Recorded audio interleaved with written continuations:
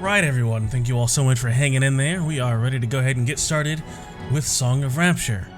So thank you all so much for joining us right here on Lionhead Gaming. It is Thursday, which means it is time for Song of Rapture, as DM'd by Monsieur Omen. We have everyone here. Brendan's feeling a little under the weather, so he's not going to be on cam, but he's going to do his best to still play his wonderful little monkey man. And with no further announcements, Monsieur Omen, what do you have for us tonight? Where we last left our valiant vanguard, they were standing before a council of very powerful and important people in the city of Cradle Keep, ready to present the results and findings of what turned out to be quite a harrowing and dangerous trek into the foothills in seek of some proof of their quarry. But that's not my story to tell. Can someone here tell me what happened on the last episode of Song of Rapture? Previously on Song of Rapture, coming upon a spiraling hill, the valiant vanguard examined the place where they would hope to lead Obsidius the Red Dragon. They realized that there were caves, but before exploring them, Quill and Samantha tossed a rock inside to see if anything stirred. Giant lizards began crawling out, surrounding those who huddled the mouth of the cave and first attacking Samantha, who stood directly before them. Tamar Khan made quick work of most of the adults, but their brood were next to challenge our heroes. Quill held the line to protect Samantha from any more creatures that threatened her. Luna made quick work of the nest, though, casting fire into the caves and destroying everything within. And now that the caves had been cleared, they had a way to hide if Obsidius approached. But first, they took a moment to detail their plan. They couldn't afford for anything to go awry. Swift Hollow took the giant pearl out of her secret box and placed it within the scorched earth. Samantha hid within a shrub as a snake so she could be close but inconspicuous. Tamar Khan wanted to watch the dragon to see if he had any weak spots, and Samantha's magic would keep him invisible. Everyone else would hide in the caves and wait it out. Persephone cast her magic early the next morning, thankfully ending up in the dragon stream, although to her it looked more like a nightmare. Mobia was on fire. Kobolds were killing and enslaving humanoids everywhere, and Obsidius laid upon a destroyed city high in the mountains as he basked in his glory. The Dream Druid caught his attention and began to create the scene. She lured him to a pearl of power, but right when he was about to grab it, she made it disappear. She knew from the way he roared angrily that he would do anything to attain it, and so he did. Shortly after she awoke from her trance, the clouds from Mount Kot began to darken. Obsidius was on the way. Everyone quickly cast their spells to conceal themselves and to make the pearl glow in magical light. As this giant red dragon swooped into the scene, Samantha activated the Orb of Witness. But he did not simply grab the pearl and leave. He knew that his dream was not a natural occurrence, so he searched around the hill, heat emanating off his body. Samantha couldn't withstand it and found herself unable to move or focus her magic. Tamar Khan, thankfully, remained hidden within the cave, but continued to spy on Obsidius. When the dragon stood uncomfortably close to the other cave opening, Persephone bravely used her connection to nature to create a distraction of tumbling earth. Pivoting his head around, Obsidius unleashed fire onto the entire hill. If anything was there at all, it was surely gone now. Satisfied, he took his pearl of power and flew away, saying that his plan was finally coming together. They got everything they needed and quickly went back to Cradle Keep. Persephone explained what she saw in the dragon's dream to her friends, who then realized that the city of Skyreach may be in danger. In fact, Quill hadn't received any letters from his friend that lived there. Perhaps they would need to send the young half-elf on a mission into the Dream Realm and figure out what is going on. But first, they needed to present their findings to the Incantation of 10. We rejoined the valiant vanguard standing in a room that no mere person would be able to get to, not without permission. Standing before them were the members of the Incantation of 10. If all goes well, they should be given access to an ancient dragon-slaying weapon. For their sake, let's hope it does. So join us tonight as we write another verse in Song of Rapture. Very well done, Mel. Give yourself some DM inspiration. Haha! Make sure I As indeed, we rejoin the Valiant Vanguard standing in this now very hard to access, at least not through magical means, council chamber, where supposedly the heads of this incantation of 10 reside. They've walked down this long hallway leading down into a stairwell, which eventually opened up into this small chamber of sorts. It looks like there are rows of seats surrounding this entire room, where multiple people would sit for like some sort of convention or announcement, maybe a discussion of sorts. But instead, all who fill this room are those resting upon the seats high above, almost 25 feet above the floor of this place. 8 individuals of, well, some similar, but in other ways, different appearance, as we find ourselves standing in the chamber of the Council of 10. You can see as you enter into this place, these individuals each sort of rise up and not quite greet, but basically recognize your presence here in their own sort of unique way. You see one of them on the far left, very much standing out amongst his peers. They'd be only about like 5 foot, maybe 8 in height, not particularly tall, especially in a seated position. Very young in appearance, maybe no more than 17, 18 years. Fine brown hair rolling down just above the nape of his neck.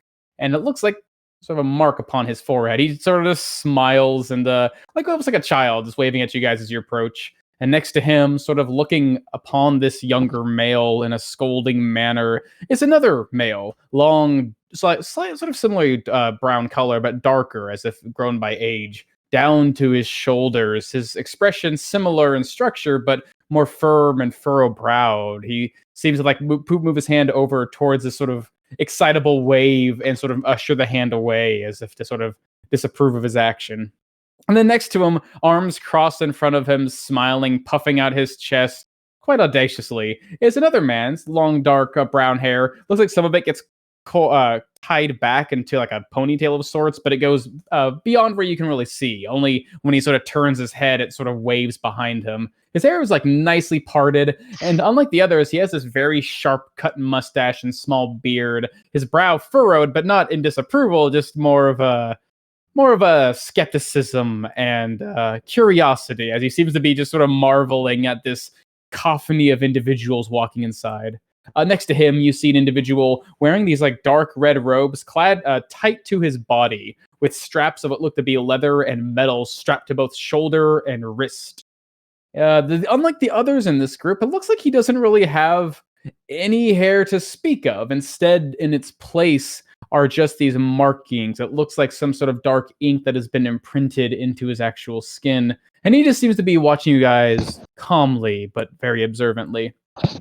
And across this large wooden pedestal, which you can see the soft glow of like bluish light rising up from, is almost in a similar way, a very similar appearing looking man, although not quite as thin and svelte. Instead, he's broad shouldered and wide, wearing this long, dark red mantle that falls from his shoulders, almost like you can't really make out his build underneath it. But you can tell that if it's anything that's similar to sort of the hardened square jaw he wears this white beard on, probably a hardy looking individual.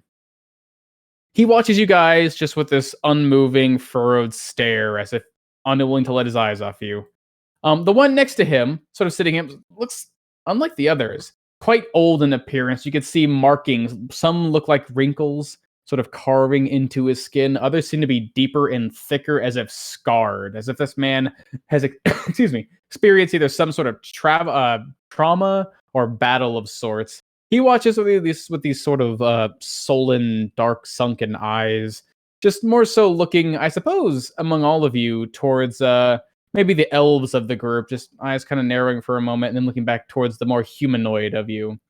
One of them definitely stands out among the others because while others seem to have some sort of like kempt to their appearance, this other one does not. His hair stands up in these 3 just messy points. His eyes, also deep sunken, but seem to be almost beady, as if this man has not slept in some time. His beard is harsh and unkempt, and his robes aren't even kind and clean. They look torn and ragged. And the last one of you, like all of you have recently met him, but one of you has spent some considerable time with this individual. His appearance, more clean, more collected. His eyes are astute and sharp, but not quite cutting like some of the others. A long, sharp spearhead of a beard going down to the center of his chest, and wearing these gold and blue and green robes just rolling down his shoulders. He's the man you know to be the head of the Tome Keepers. He is 10. And now you do not see him on equal ground. You see him sitting upon a chair high above with the rest of his council. As the first to greet you as you enter is this man who stands up from his seat. And there we have it. Our valiant vanguard, just in time. Come, enter the chamber. We've been expecting you. And on the other side of the actual mantle, you can see this young man go, "Oh, I've heard about you. It's so good to meet you. Oh, wow, there are actually 6 of you. And from all different places. Wow."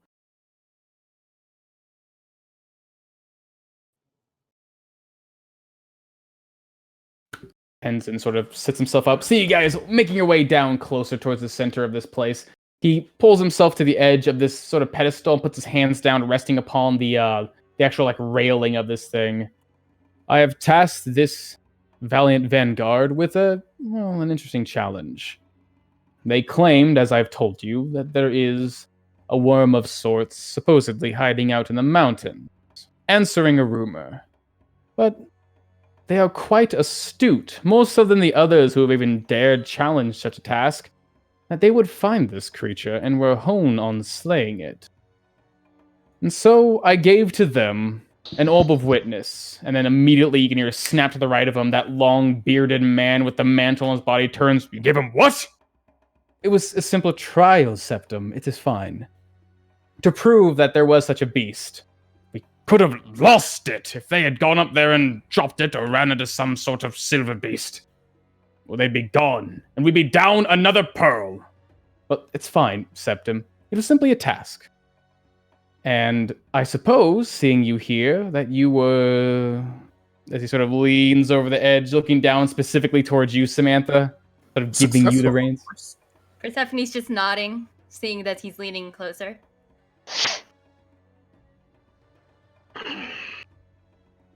Well then, I suppose you have a presentation for us. Yes,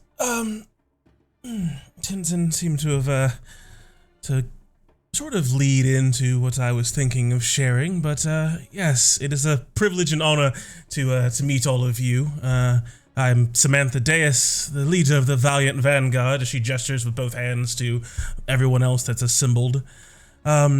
We are a successful and exceedingly competent adventuring group based in Oakwell. And we're here today because of Obsidius, Lord of the Black Rock. Rumors of a dragon circling Mount Cart and the surrounding territory reached us as far north as Oakwell, and being the earnest adventurers we are, we took it upon ourselves to look into this matter.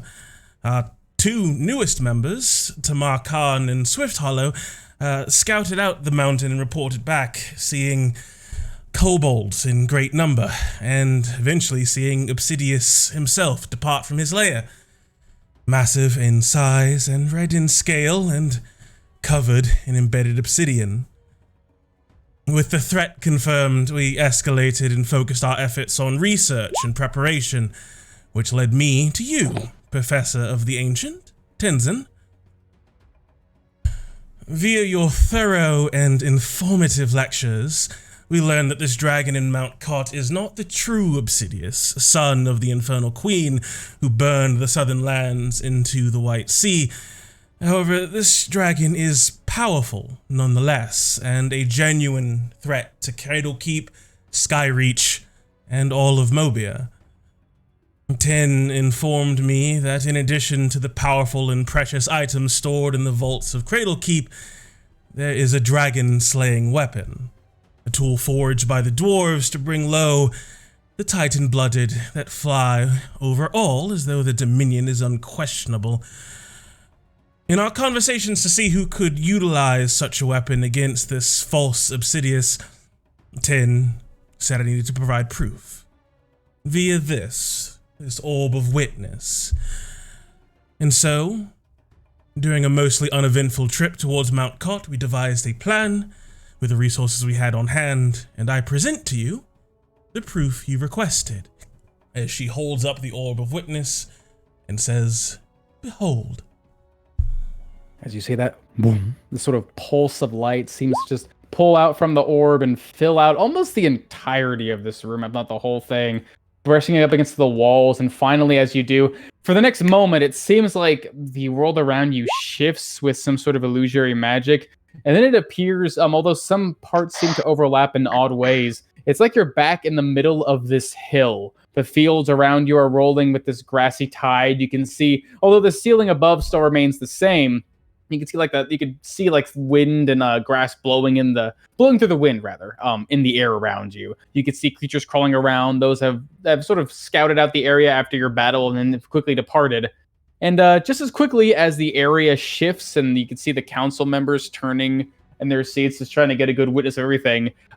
This thing just seems to phase through the ceiling as this massive red dragon comes landing down almost on top of where you guys are. You can almost, for a second, maybe feel the heat of it until you recognize it's just an illusion, as this massive beast comes landing on top of all of you with red and black scales of obsidian and dragon scales flaring in the air. It's almost glittering light coming off of them with the lighting of the room. Almost seems like the lights are sort of converging together and sort of affecting the actual appearance of this thing. As when it does, you could see all, like, it looks like maybe the older man, and referred to as Septum, and like one of the more svelte-looking man sort of leaned forward in the chair to look, while like the young man puts his hands on this railing just like Ten does, and just looking on with wide eyes and a big cut smile across his face as they watch as the scene plays out. This large beast landing on the ground, eyes beating down like hot rays on top of this large pearl, of which you can hear a couple of murmurs from above regarding this creature's large talons, sharp like swords, dig into this large pearl, and it picks it up, and you can hear that voice whispering again about this thing, its properties, its worth, and even the mention of that flame it wields. And then after a while, it departs from the image, pulls into the walls, almost circling around up toward. Looks like it would be walking up these steps, these seats rather, and into the council before it seems to fade into the wall. But the sound still carries. You can actually almost seems to move around the room with this thing, despite them not being able to hear it, as if it's moving through the walls behind them. You can see their heads like turning, trying to catch an eye on what they're trying to observe until it comes back to the other side. After about 10 minutes or so of observing, he finally pulls back. It lets out that soft and final warning, claws digging into the material, and then as the ground around you, unseen to them but heard very well, that big gout of flame, the grass seems to trickle and burn and run up along the walls and even the floor that's now covered in grass. This creature's wings beat. It pulls itself up and off the ground. Some of the flames disperse, and then after a few moments, it's just left a burning field in its path until finally the magic fades away and the room returns to a few moments of silence until it seems to be just broken immediately by the sound of clapping as this young man just starts smiling and shaking his head. Wow! You got so close to that one. Amazing! Bravo! Bravo! Bravo! What do the faces of all the other ones look like? So it looks like this young man is just super into this whole situation. His eyes are beaming, his smile is bright and white. The man next to him seems to be sort of folding his fingers together, putting them close to his mouth and just looking down, almost not at you guys or anything really before him, just sort of in thought. This individual here, the one with the high collar and the fine parted hair, still sort of keeps his unimpressed look, but he is definitely smiling almost as wide as that young man, even looking towards him and nodding a couple times. Not bad, not bad, not bad at all. These two, the svelte and the mantled man, almost like a mirror of each other, both seem to be turning towards each other with a shared look. Looks like one of them is trying to say something to the other, but his mouth movements are sort of soft and muddled, and you can't quite hear the words escaping them. The other man, the pale and seemingly scarred one just seems to be keeping to himself. You can see his hands resting at the side of his chair, at which there is this tall and thin cane, sort of just his hand craning on. The more wild-looking one of the council seems to be just still pivoting his head around, trying to see if there's anything else popping out, especially even after the illusion seems to end. And Tenzin, his hands still resting on this railing. You can see his hands sort of gripping tight on the stonework, but he seems to be looking back towards the rest of the council, and then goes back towards you, Samantha. To be honest, I had not thought you possible to get so close to such a thing, if there was such a thing. And yet you did. Yeah. Very impressive, my apprentice. Very impressive. Risky. Its very presence burns the air. I had wondered about that. Hey, so what were those in its body? Were those black scales and red scales? I never heard of a black and red dragon before. That's amazing. No, it's primarily a red dragon. Tamar Khan, you said those shards were obsidian? Yes, born of the stone around its lair up in the mountains. It seemed like its kobold followers were even mining the shard. That and the other precious materials within the stone. As you say that, Tamar Khan, this svelte-looking man pulls himself up from his seat and sort of gets closer. You said obsidian. Is that right? Indeed, I actually believe I have a few shards here. As I reach into my backpack and just pull out like 2 shards. Much He like looks down. these. Looking down at these small pieces of black sharded glass, he looks down at you and then looks over at the rest of the group and then goes back towards you in general. I am Lord Viserys, Commander-in-Chief of the Cradle Keep Militia, Guardian of the Keep, and Evocator of the Council. If you say that this is obsidian and this dragon is gathering it, one might assume it is simply for a hoard. But do you know the properties of obsidian? Do you know what value it has beyond its simple luster and beauty? Do I know? You actually kind of would.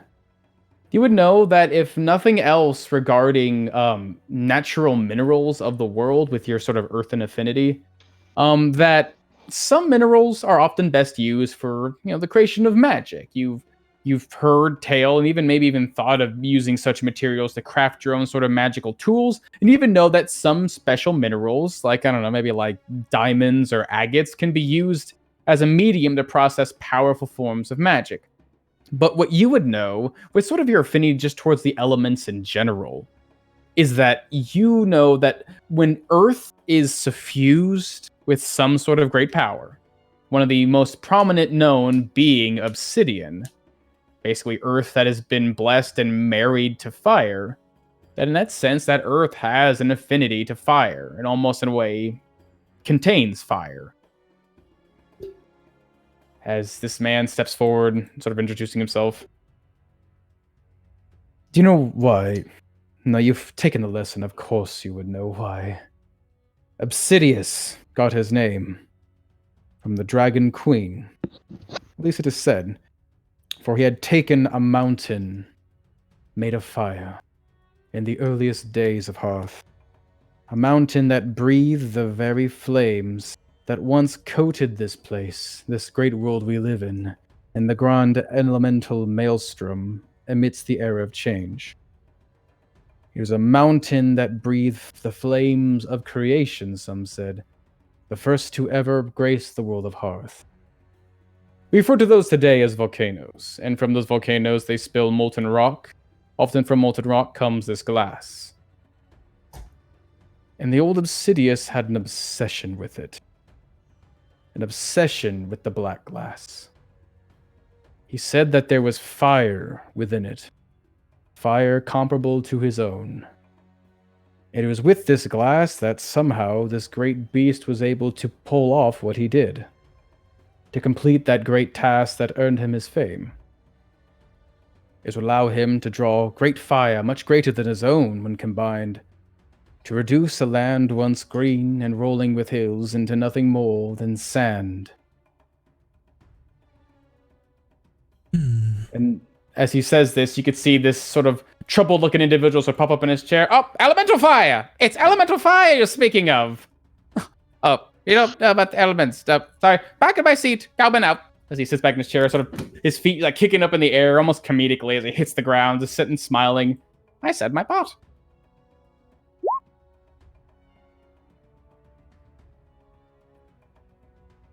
As this Interesting. older man. Oh, I kind of look at Samantha with a little bit of a concerned look, hearing about the power that Obsidius held with the obsidian itself. Samantha's sort of standing in front of her. I can't really see it, but sort of okay. just You don't senses need the to see me. discomfort. as this older man steps forward. Lord Septim, holder of the keys, guardian of the vault, abjurer of the council. You said this thing was gathering these gems, precious minerals in this stone. Yes. Quite Gathering them feverishly. Feverishly. I don't like that idea. Magic is a complicated thing, as some of you should know. It can be used to protect, to harm, to create, to tear, to open. And as Lord Galbin has so voraciously inputted, it can be used to transverse. You see, Galben here, he is a lord who specializes in travel and transport. That's right! In conjuration. The power that Obsidius had used was that which drew upon not this world, but supposedly another. When the great flames of the maelstrom subsided, it was not due to great rains or soft winds putting them out. The powers that be were settled when life bloomed on Hearth. They were pulled apart and pushed into their own worlds. At least that is what is theorized, for the protection of this world. But those flames, they still burn. Those winds still blow, that earth still churns, and those rushing waters of ice and sea, they still continue to maelstrom, if only out of sight and mind, hidden behind something called the Veil. Obsidius used this obsidian to call upon the power when the world was still fresh from that great maelstrom. He called the fire from that great place and made it his own. If you say he's gathering more obsidian, if this impostor is doing such, then perhaps he is trying to reopen that long-lost gate. But something still troubles me. As you see this sort of long-haired man sit up next to the other young man, push him down as he tries to stand up himself. And such power does not belong in the hands of a dragon.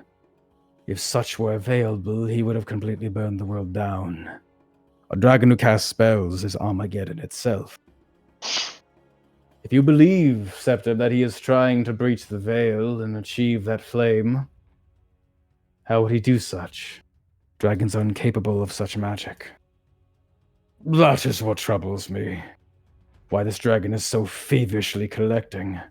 Unless he believes with his own power he can simply force open a tear, it's unfathomable if such a thing is possible. Well, I can't speak if it is possible. I've never met a dragon myself, at least not this way.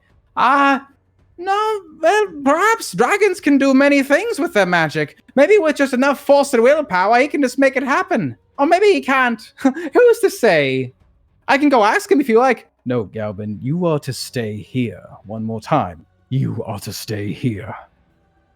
As you can hear some of them start to rabble and rouse amongst each other. Council. The other side invites you. Council. Trying to get their attention as they. Oh yeah, you can see involve. Tenzin sort of like lift a hand and some of them start to stop their squabbling. Apologies. What is it, Samantha? Yes. This veil you speak of, the separation between the planes. I have heard from a creature as best as I could determine, a demon that we vanquished some months ago on the Isle of Stroma, with its dying breath say that that veil was thinning. Now, what that means in the broad spectrum of magics, well, that's not for me to figure out. And she gestures towards the 8 Archwizards of Doom on the council. Perhaps with that, he could use that obsidian to reach the elemental plane of fire? Very well put, my apprentice, as he turns towards the rest of the group. It is true.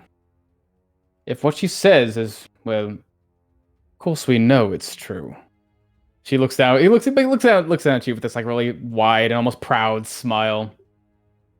Creatures have been making themselves known in this world. You've all noticed it. Magic is becoming much more prominent in Hoth, just as the creatures who lie beyond this world are making themselves known. The theory of the wheel is no longer just a theory. Well done, Galvin. Well done on that. As he pats this sort of disheveled man's shoulders. Well, always helping I am. I believe she may be onto something, though, as this other svelte-looking individual pulls himself forward, looking over at Tenzin from across the way.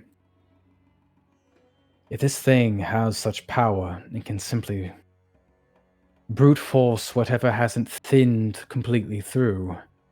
Maybe what is impossible is no longer such.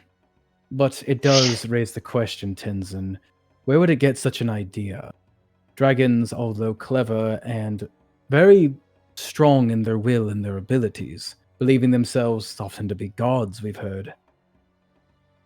I'm not certain it's that simple. Yes, but, well, that is what brings me to the second point of this meeting. I had no doubt that the Valiant Vanguard would return from this triumphant, and, well, I wouldn't simply call you all together to announce and show the presence of a beast. I have given this fine young apprentice of mine a task to complete, and now it seems even more reason to complete it. You remember what I asked you, Samantha? That if you did come across this great beast, you ventured into its lair, that you would, for the sake of the incantation of 10, would find proof of its work, to see what it has been mechanizing and planning for all this time. Well, I believe this is a great reason to find out why. Fingers are being pointed and pads are being aligned. We're seeing a pattern, but not seeing all the pieces. What might be the greater threat is not the dragon in the mountain, but what it might be trying to orchestrate. We would like you to find out on behalf of not only Cradle Keep and the Incantation of 10, but for the good of all Hoth. Is this a task you'd be willing to undertake? We are asking you to slay a dragon, after all. I would not be here if that was not a task I was willing to undertake. And I recall from your lessons and our conversations that you wanted me to determine what Obsidius wanted, what he was scheming. And while I don't have the exact details yet, I do know, thanks to the talented magics of this one, as she gestures towards Persephone, what he dreams of. Persephone, before she lured him out, saw him resting upon the spires of Skyreach. And the city everything was on fire. Engulfed in flames, kobolds swarming through the streets. I believe he aims to raise that city, and from there, who knows, but he is undoubtedly a threat to all of Mobia. And as you mention the dream and Persephone steps forward, this long-haired young male pulls himself forward, just looking down. You found yourself in the dream of a dragon. I did. Tell me, what was it like? Horrifying. Absolutely horrifying. As expected, as he seats himself back down, almost disappointed in his face. He's sitting back in his chair, sort of waves a hand to go onward. Burn all of Skyreach. Does not surprise me for a dragon. But was there anything else you saw? Anything that truly stood out? Kobolds, understandable. Fire, yes, it is a red dragon. But They anything were. else, anything else. These kobolds were using these sort of glass weapons, and I think they were ripping people out of armor. Now that does not sound like a kobold to me. I've not seen many in this lifetime. I've seen few scattered across the mountains, sometimes often foraging for some master in a plain. Weak creatures they are, not quite strong. I don't think kobolds are capable of such things unless simply the dragon dreams them to be. But it is strange to imagine a dragon dreaming of someone else being strong. Usually it's only themselves. I would keep that in mind in your adventure. There might be something stronger out there you must keep your eye on. If not, maybe he just has strong kobolds. Who's to say? Wouldn't that be something? A powerful kobold. As the other girls just kind of shudder and shrug. As this young man sort of pulls himself to his feet. Oh, sorry. Lord Zvine, architect of the new era, a guardian of the future, transmuter of the council. Hi. Sorry, I didn't introduce myself yet. How? You said it was hot around him? How hot was it? Just asking. Just wondering. It scorched my hair. It And was it hard to was breathe. flesh. Wonderful. It, Left singes in the grass too, didn't it? it was so hot, weavers of the arcane, that just being in its presence could sever your connection to magic you'd already put in place. That magic that requires your utmost focus could be lost just by standing near it. I turned myself into something inconspicuous and cast invisibility upon myself as well. And when he passed over me, I could not maintain control of that magic. I was quite thankful to be so small. That's amazing. Wow, and you guys lived. That's amazing. Wow, Valiant Vanguard. I'd heard about you guys, but golly, I didn't even think you'd be capable of doing that. When Tenzin mentioned that you guys are going to go out and try to take a picture of it, film it with the Orb Witness, I thought you were all going to die. But here you are. You see that, Septum? Worries are all gone. They've got this. As this old man with the Exceedingly large competent. mantle on his body turning toward him. Certainly. Tenzin, rather, had also mentioned that you are interested in that which lies within the vault, a weapon to slay this dragon. Yes, I would request on behalf of the entire Valiant Vanguard some access to the vaults of Cradle Keep, to whatever contained within you deem most befitting to bestow in our quest to protect Cradle Keep, Skyreach, and the realm of Mobia. Then let me ask you simply this. As you told young Zvine over here, there is great heat that comes from this thing. Standing next to it, your magic may fail and the very world around you may burn. Do you have a way to stop this or stand before it? Yep. I would love to help you with this quest, but it would do me great remiss to open the vault for the first time in such a long time, dispense of one of its tools, and have it be lost the hands of those who thought themselves strong enough to accomplish such a great task. Thankfully, I have the ever indispensable Persephone for that. She has brewed or concocted some sort of tincture or mixture, or what is it? You called it a balm or something. I used a similar idea of Cinderstill Balm and instead acquired oils to turn it into an elixir, thus having a longer effect and being able to help us withstand heat. You guys see, out of all the counselors who have been looking you guys over, some of them excitedly, some of them just sort of suspiciously, or some just observantly. This old man who sort of had this skeptical furrowed brow on his face, looking down at you, Persephone, as you explain, his brow slowly starts to raise up. This old man right here. accept him. Looking down No. at you.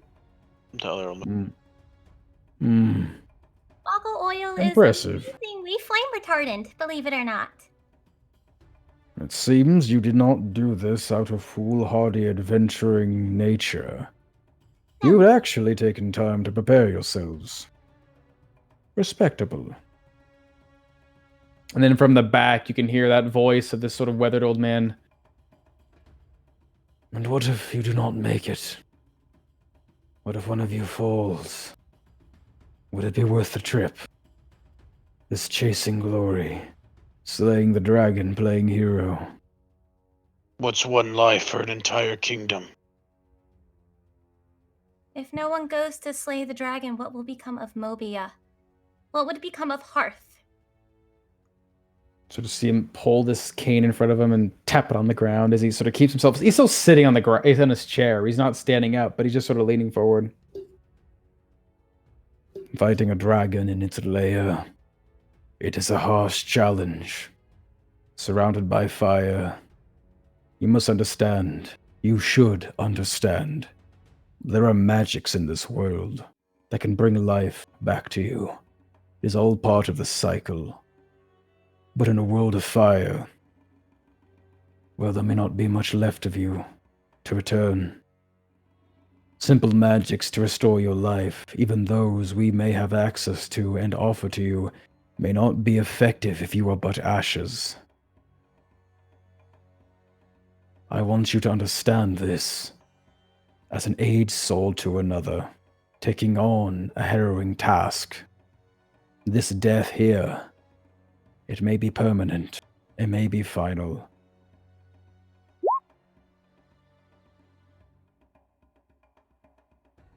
We understand. Ominous as always, Vive. And that is why we are valiant. But not foolhardy. Taking as much time as necessary. As Tenzin can attest, I am quite patient when I need to be. And a dragon is, well, I cannot think of anything more deserving of my patience.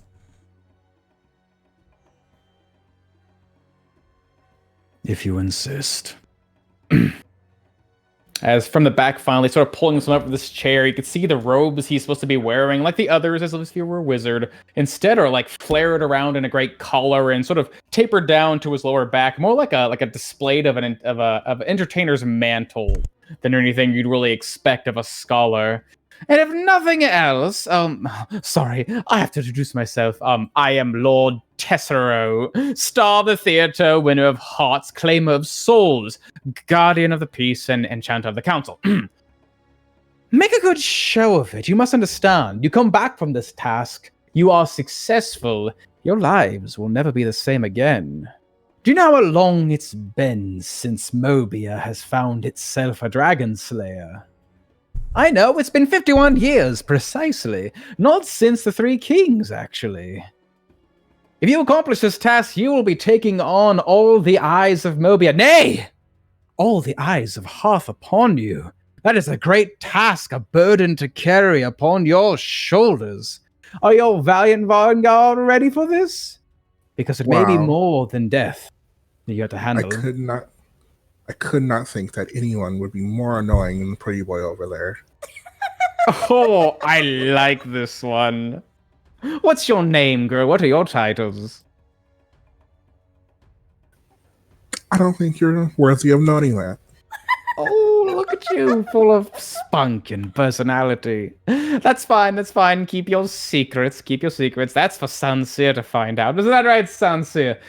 Don't include me. All right, I've said my piece. Are we done here? I've been sitting on my ass all day, fellow lords. I've got things to do, shows to run. We've made our point. They get their weapon, right? You see Septim just hold his hand up. They've proven themselves to be worthy, yes. Very well. If you require it, we will open the vaults. We will give you your weapon. But I cannot allow you inside. Such things contained within, they have a lasting impression on those who see them. treasures the secrets all within this great place. Many who claim to be pure of heart and pure of intention get one glimpse of that which lies inside, and it changes them. I hope you understand. Of course. I cannot say You're I above us all. am happy to know that, but so be it. You know, young apprentice, if you wish to prove worthiness, worthiness you must prove. Perhaps slaying a dragon might earn you such fame, but only if you come back successful.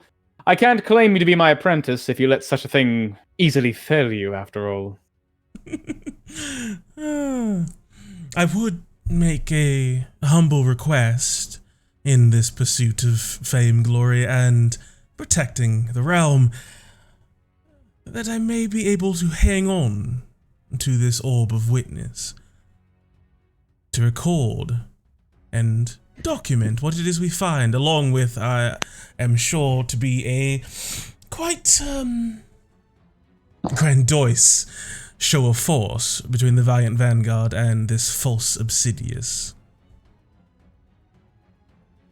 As the council looks to each other for a moment, and give me a persuasion roll.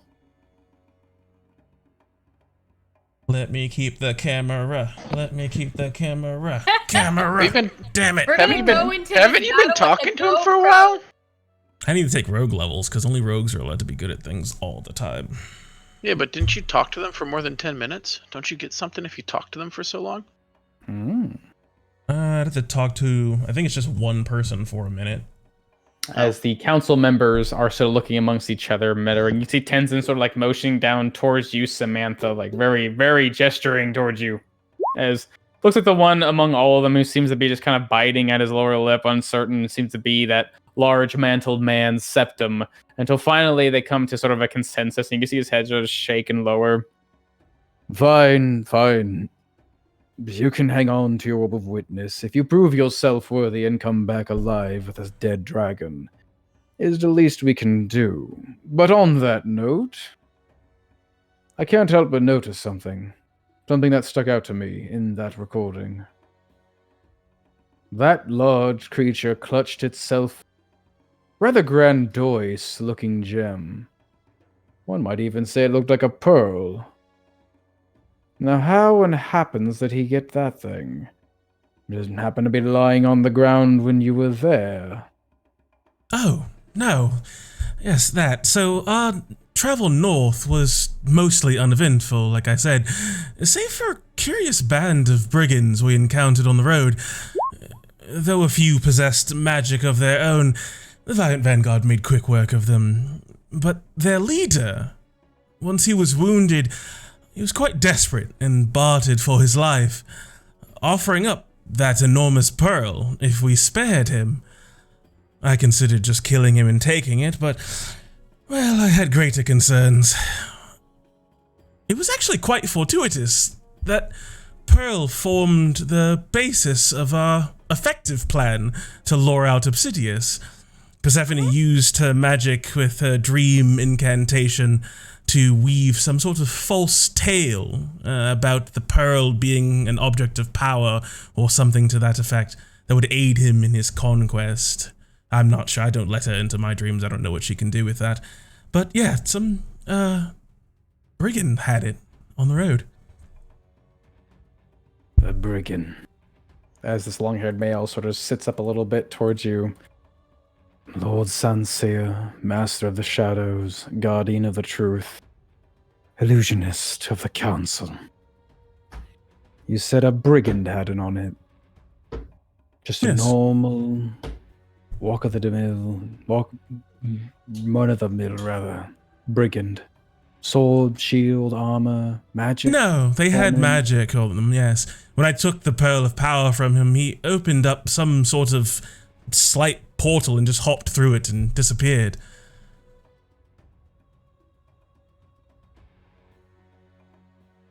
Strange. He sort of looks down to the rest of the council who seem to be just sort of scratching their heads. One of them like rubbing his beard a little bit. Very well. suppose another task. If you wish to keep your orb of witness, we would prefer, if you can, to retrieve the pearl. After all, this item is of great magical potential.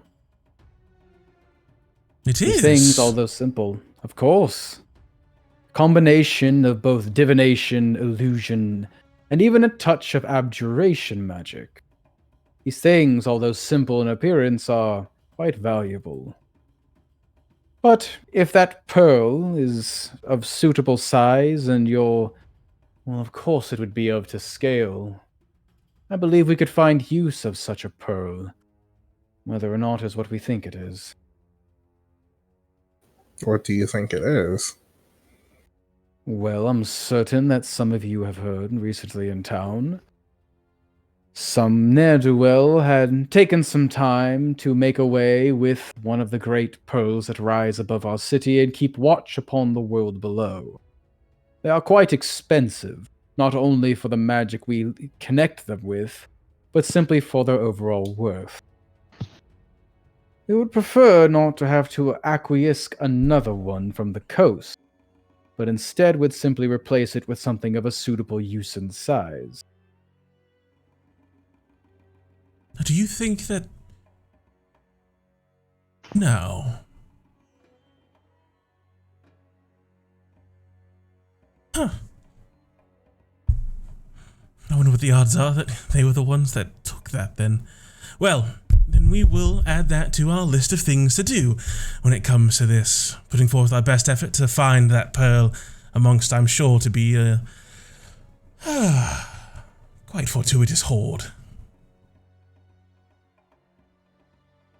As you see, all of them sort of like nodding to each other, but yeah, Samantha, you can't but notice the male with the long hair sort of just staring at you from basically in his seat, keeping a hand to his mouth, just eyes fixed on you before eventually just pulling away to the rest of the council. Well, there you have it, everyone. Suppose there's going to be some great changes in this city as well as Mobia once a dragon falls. Septum, take them to the vault. Yes. Everyone, stand where you are. Man without a shirt. Just Yes, take a few... Tamarkan. Tamar Khan. Indeed. Curious-looking individual. Would you mind taking a step or two, yay, to the left? Not at all. I'm assuming he means his left. Up your left. That's a person now, alright? Very well.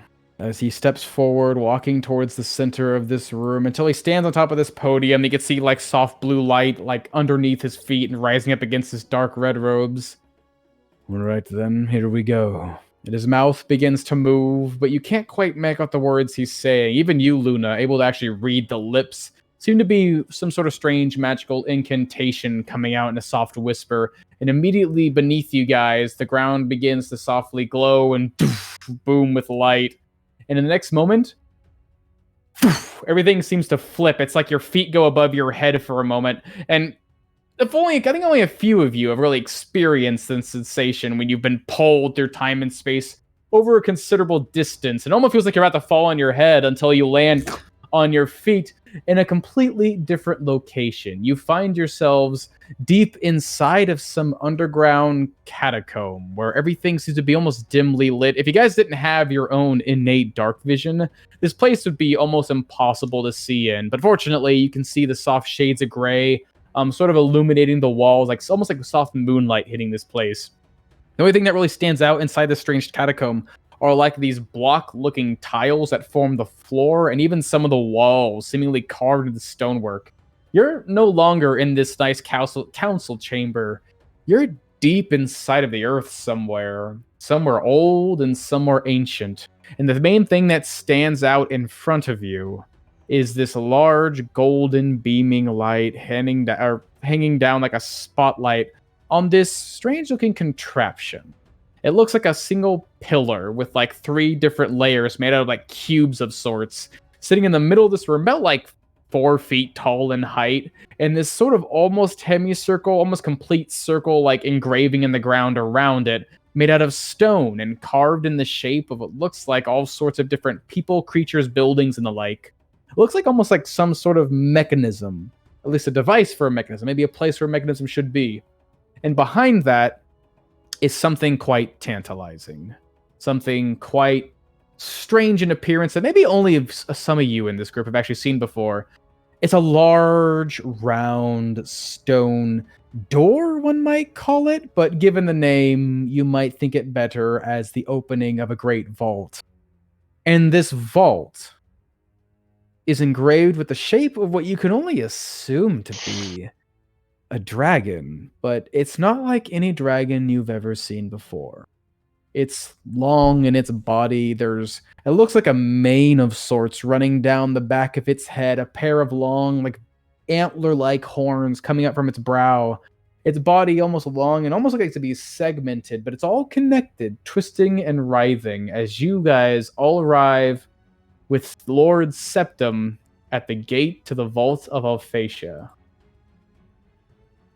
As suddenly, find yourself standing in this new location. Where you are, there you are. Haha. As this man walks forward, you can see getting closer and closer. He puts his hand over this small pillar and immediately rises up in height. And you can see this thing's not made of 3 small blocks. It looks like it's made of at least a dozen or so.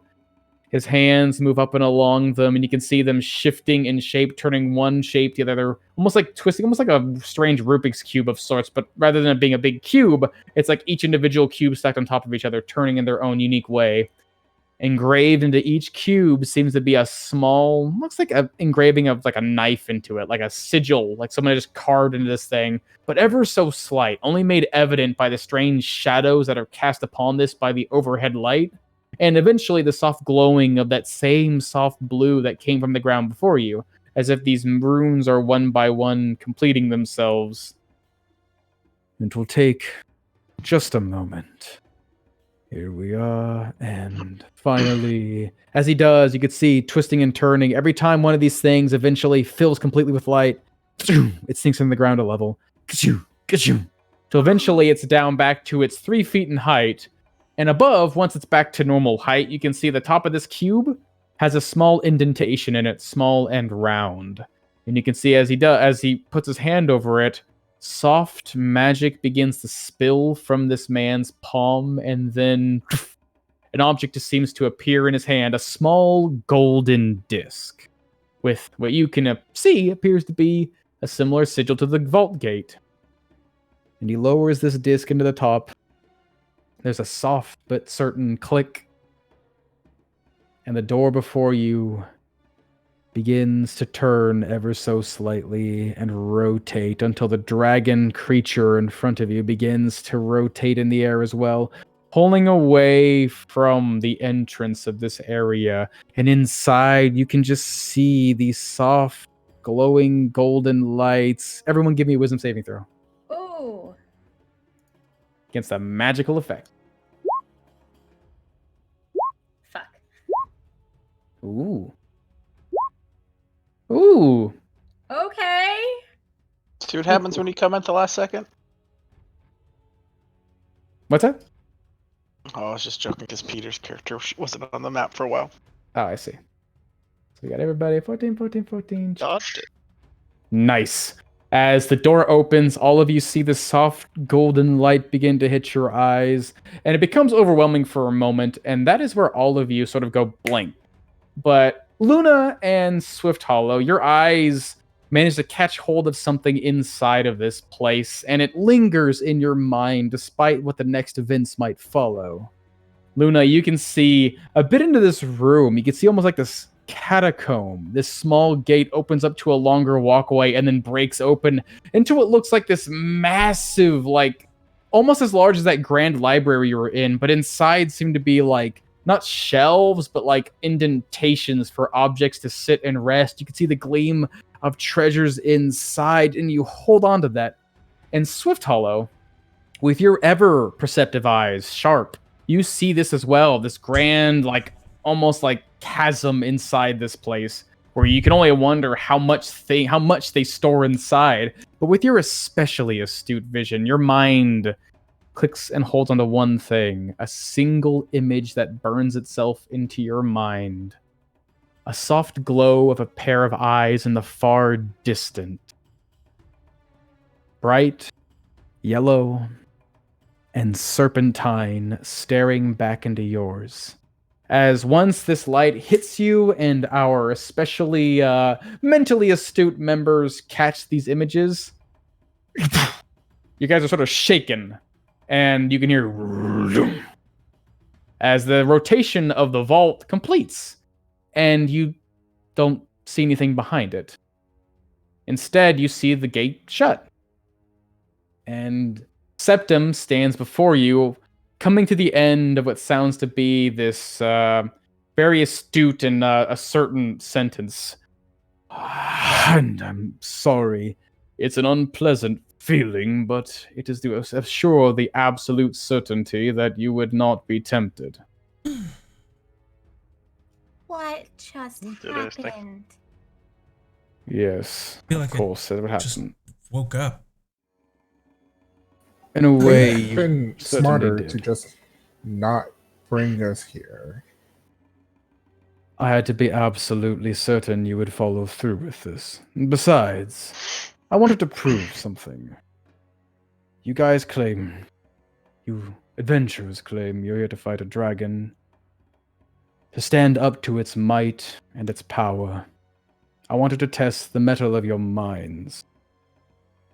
You see, our magics are powerful, and although dragon's magic is more physical, more destructive, oftentimes you may be faced with an overwhelming presence, a feeling that no creature knows until they stand before one of the Titanborn. The pure and unending fear of that which stands above you both in nature and in power. You held yourselves together. It seems a couple of you are especially astute the way you're looking at me. But that is not why we are truly here, merely apart. You all pass, as he holds out this long and glittering weapon to you. In his hand, it's this almost like helix-shaped spear. It seems to be made out of gold, but the way it handles in his hand, it seems almost harder, more metallic. It seems like this thing has been basically like taken from some maybe alloy or something effectively tough and twisted until it formed this great and sharpened weapon. And as he hands it forward to you, Samantha, seemingly heading this group, letting it fall into your palm, it hits your hand, and it feels especially not light, but like magically balanced.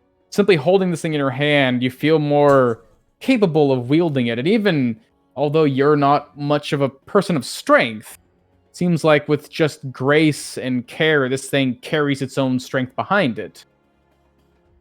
It is a weapon that was long since lost to the world, kept in the vault of Alphatia after its discovery in the White Sea.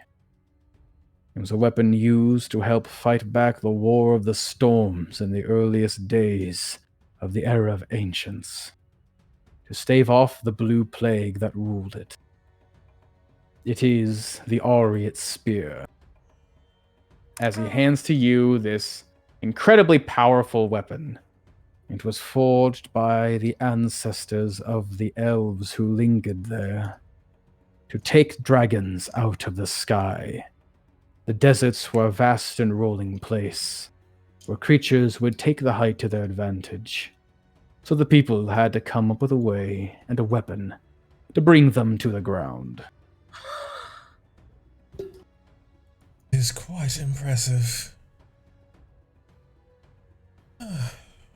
Samantha just sort of Ancestors were. turns to the rest of the party, just sort of holding the spear in her right hand, and then looking over at Quildor first.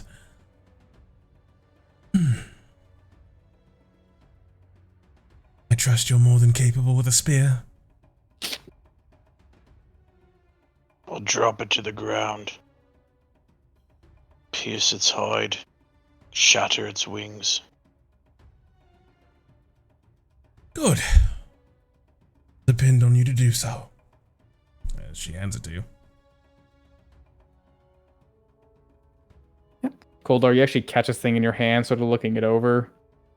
It seems beautiful, and again, it's strange. It's made of gold, but it's very firm and tough, and it's familiar to you in a way that maybe only you would probably recognize. Maybe even respect. As after such, you see Septim looking you guys over as you're handing off the weapon and looking at it. Turns his hand back around, picks up the disc from the top of this pillar, and you can see all the lights upon it begin to fade. And now I will return you to the surface. But hear me now. This task you undertake, although he said so quite audaciously, as Tessero is known for, to fell a dragon is not as challenging as simply killing it. The title of Dragon Slayer is truthfully a title not easily passed, not often carried, not even passed on. The world will be looking at you now. If great tasks are be taken, they may be coming to seek your aid. I hope, more than anyone here, that you are not simply here for coin and valor. If this is true, and the veil is thinning, there are greater threats to face. Much greater threats. As he waves his hand, and the magic around it begins to softly glow and build up.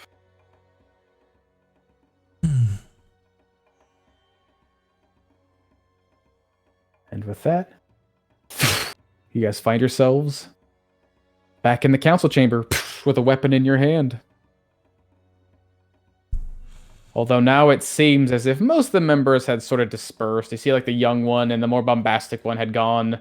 Seems like the crazy looking one had vanished as well, and now most of them are back in their seats. We're having sort of a discussion amongst each other before finally reappearing, that strange twisting sensation of like almost losing your stomach. Upturning your stomach rather, coming upon you until eventually you're back on the ground, landing where you once were, but now with a weapon in hand. Oh, good. It took a little longer than I thought. As must have done some carousing down there. Oh, look, there it is. Are you feeling satisfied, my apprentice? Is this a weapon to your suiting? Very much so, yes. Though there is more preparations that we will make to take this quite seriously. I was going to inquire about that, actually. There are people who practice scroll and wandcraft in this wonderful city, and I did not know if there were any limitations or reservations on what it is people can sell or something to that nature, if I needed special permissions to make requisition and exchange coin for certain kinds of magic or anything. Well, the trading and selling of scrolls is not strictly forbidden, although there is an overseeing both through Septim and Viserys here, as well as Sensir and Vythe, that certain schools and certain spells may not be easily accessible. Vythe here, Lord Vythe, if you would explain. Yes. Pulls himself back up. Some spells carry that, which we gravekeepers understand is, well, not something we want to find in the hands of those who would misuse it. The restoring of life, the taking of life, the damnation of life. Such things may be handy and useful in those who have goodwill towards them, but we cannot always guarantee it. Once a scroll is created and handed off to another, one can only hope it is used for the best. It is But true. Your greatest limitation will be, if you request to make magic, you must find someone capable of such magic. Alphatians here are quite astute. They are quite prominent in the use of magic, but they are not true adventurers like many of you, well-traveled and well-studied. They are quite limited, and those with the highest potential of which they can create will be quite expensive.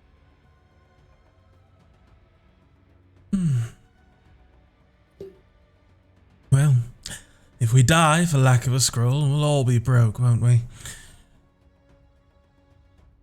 I like your attitude.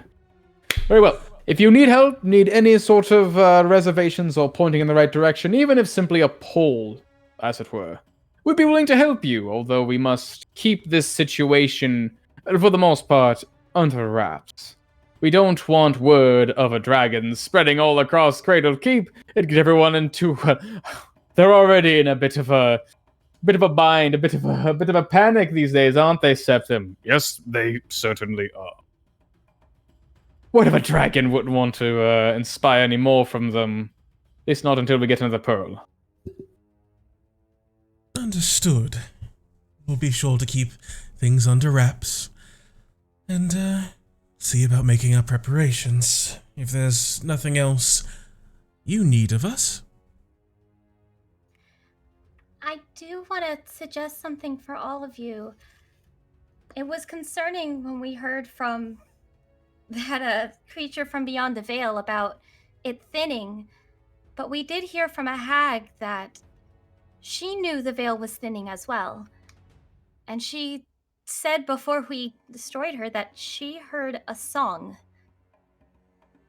I don't think these are coincidences. I think there's something happening. And if anybody can look into it and do the research, I think it would be you.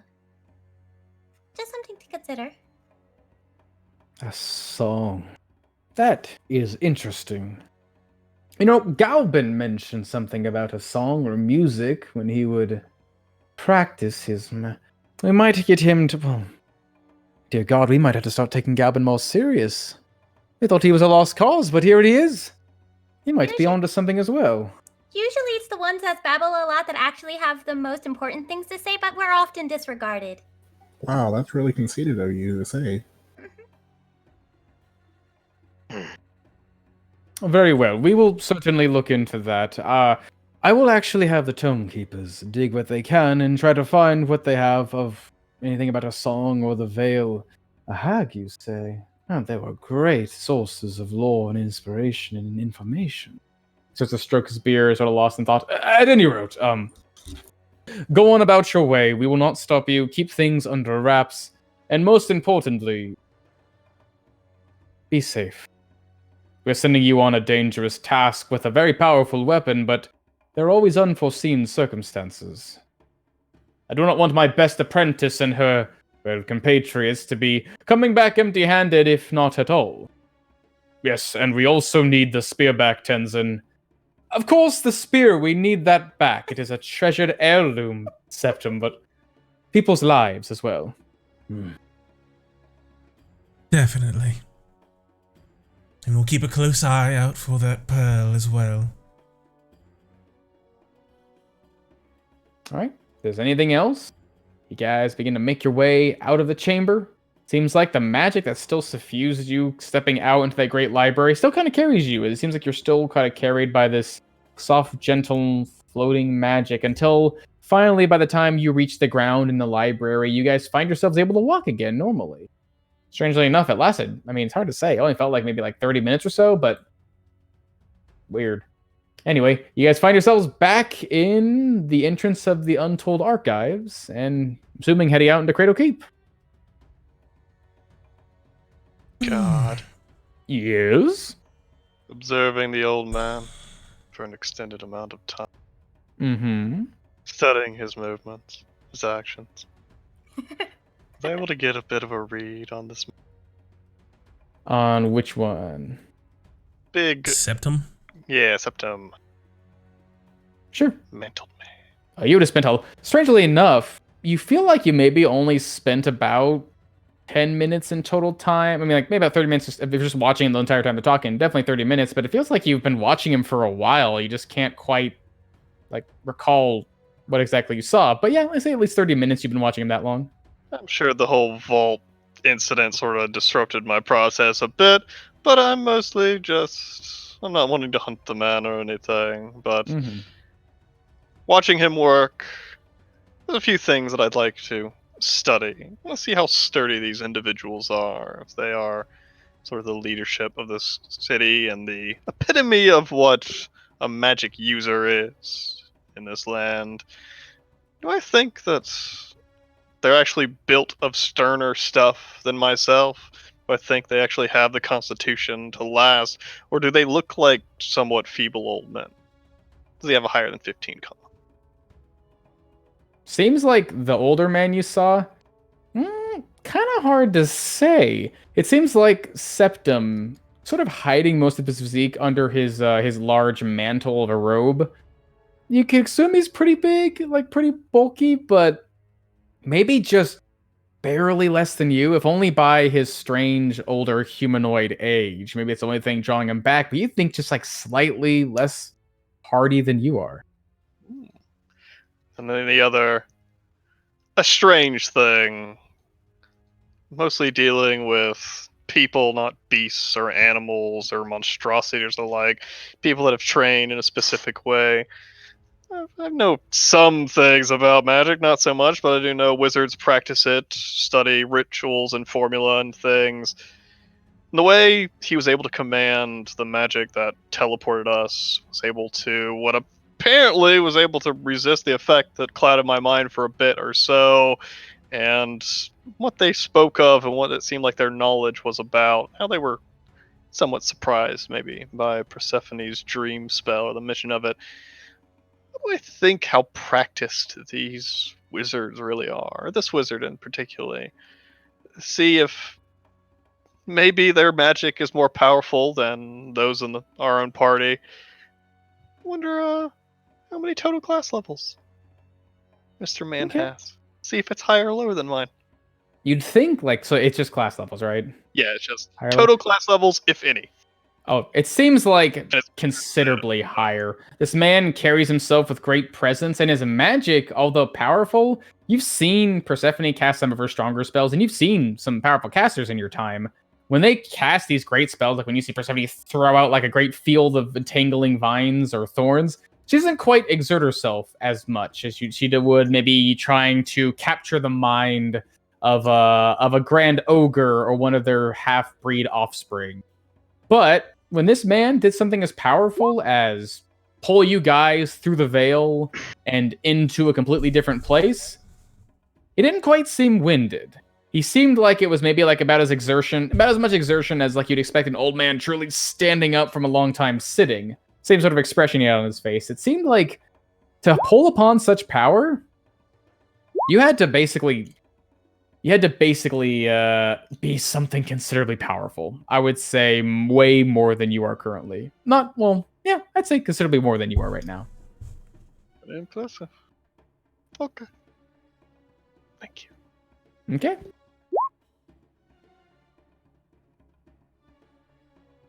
Anything else? Nope. All right. So then the Valiant Vanguard finally exit the Untold Archives and make it into Cradle Keep. So, you guys want to do during your time here for setting out? What's the game plan? Yeah, what's the plan? We have more preparations that need to be made, and what path are we taking? Twitter and I mentioned two before, one much longer than the last, but it would allow us to take provision. Yes, I was hoping to acquire a bit of a caravan of sorts to take the southern path through the White Sea. Get our hands on a few carts and chests and the like, and some provisions, like you said. I still wanted to read this book we got from back in Garenswell. I haven't had the time with all the preparation back in Oakwell. I think it could really help us out if anything were to go wrong, especially if any of us were to fall. Seems like a good use of time, then. If there's any, if Persephone's reading, she'll be occupied. Luna, would you be able to look into, if there are any extra magics in town that could be useful? Scrolls and the like? Sure, I'll go back to that tiefling whose name I can't be bothered to remember. Yeah, as Samantha is going to take out her slippy bag of holding that's all velvety and falling all over the place, and then open it up and reach in and pull out 3 distinct large wrapped packages and give them to you, Luna. She is going to give you 300 platinum.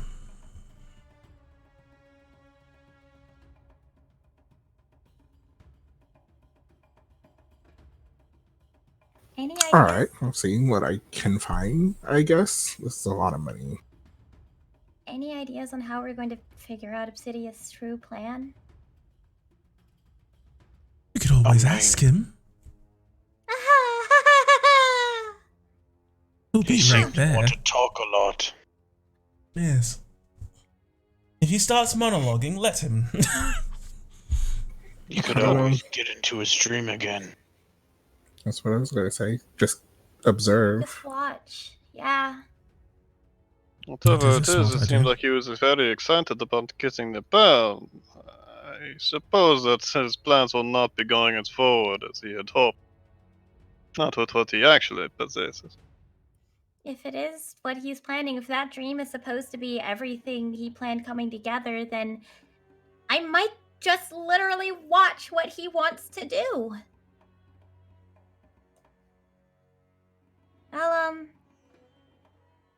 If I'm up for it every night after I'm done reading, I'll give it a shot and I'll see what I can learn.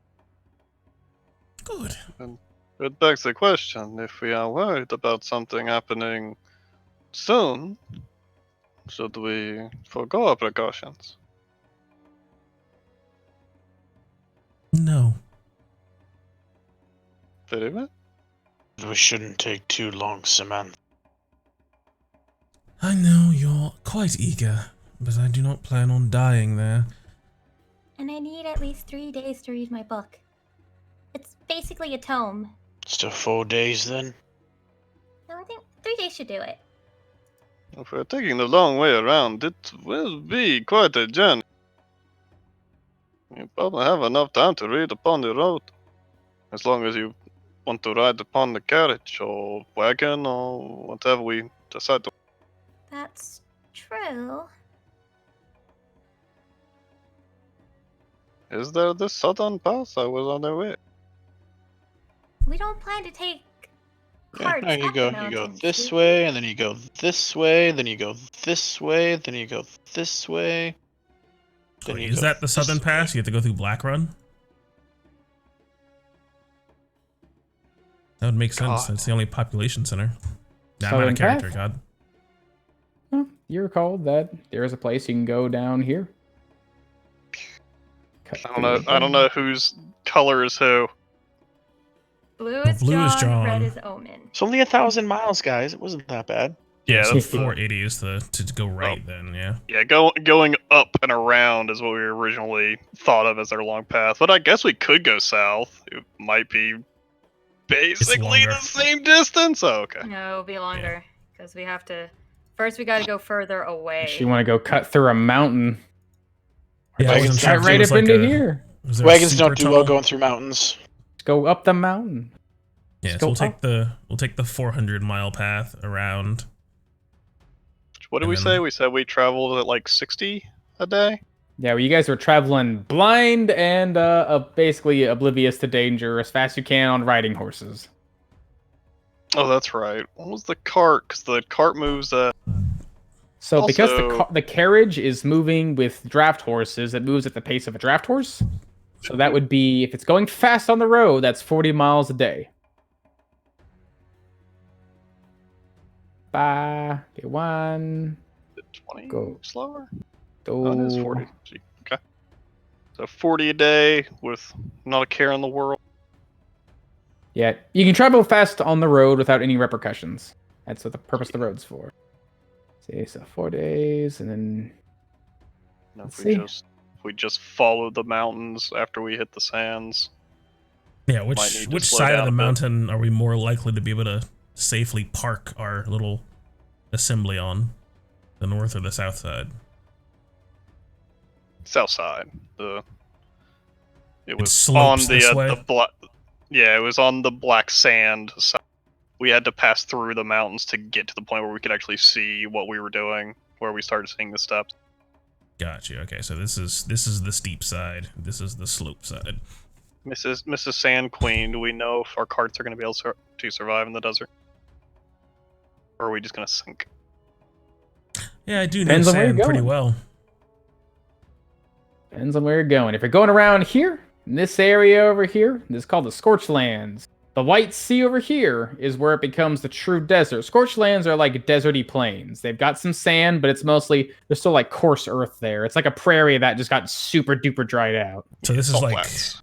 yeah, this is like Nevada, Utah, Arizona. Yeah, there are some This is deserty like spots Sahara. here, but they're not particularly rolling dunes and the like.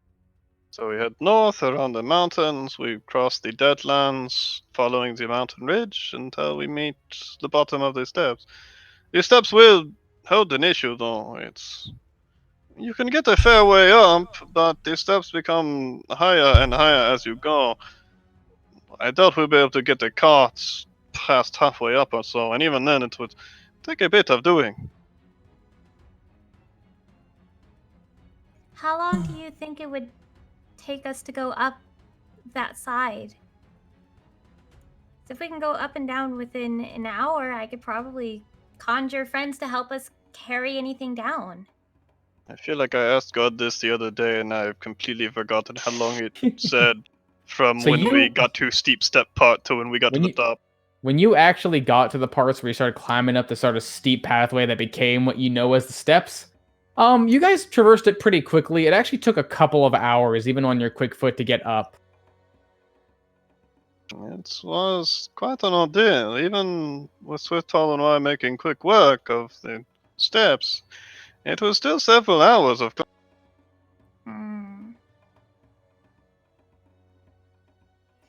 We might have to figure out how to carry things back and forth after the fact. Isn't it? Okay. Just need How to long make sure are we we can gonna actually stay in Cradle transport it. Peak preparing? I can most likely just get what we need in probably just 2 days. You're going to have plenty of time on the road to read. That's great. I can rest up tonight, and then tomorrow I can see about what's going on in Skyreach. Indeed. Can your messengers reach out? You know what? Never mind. I'll do it the old-fashioned way.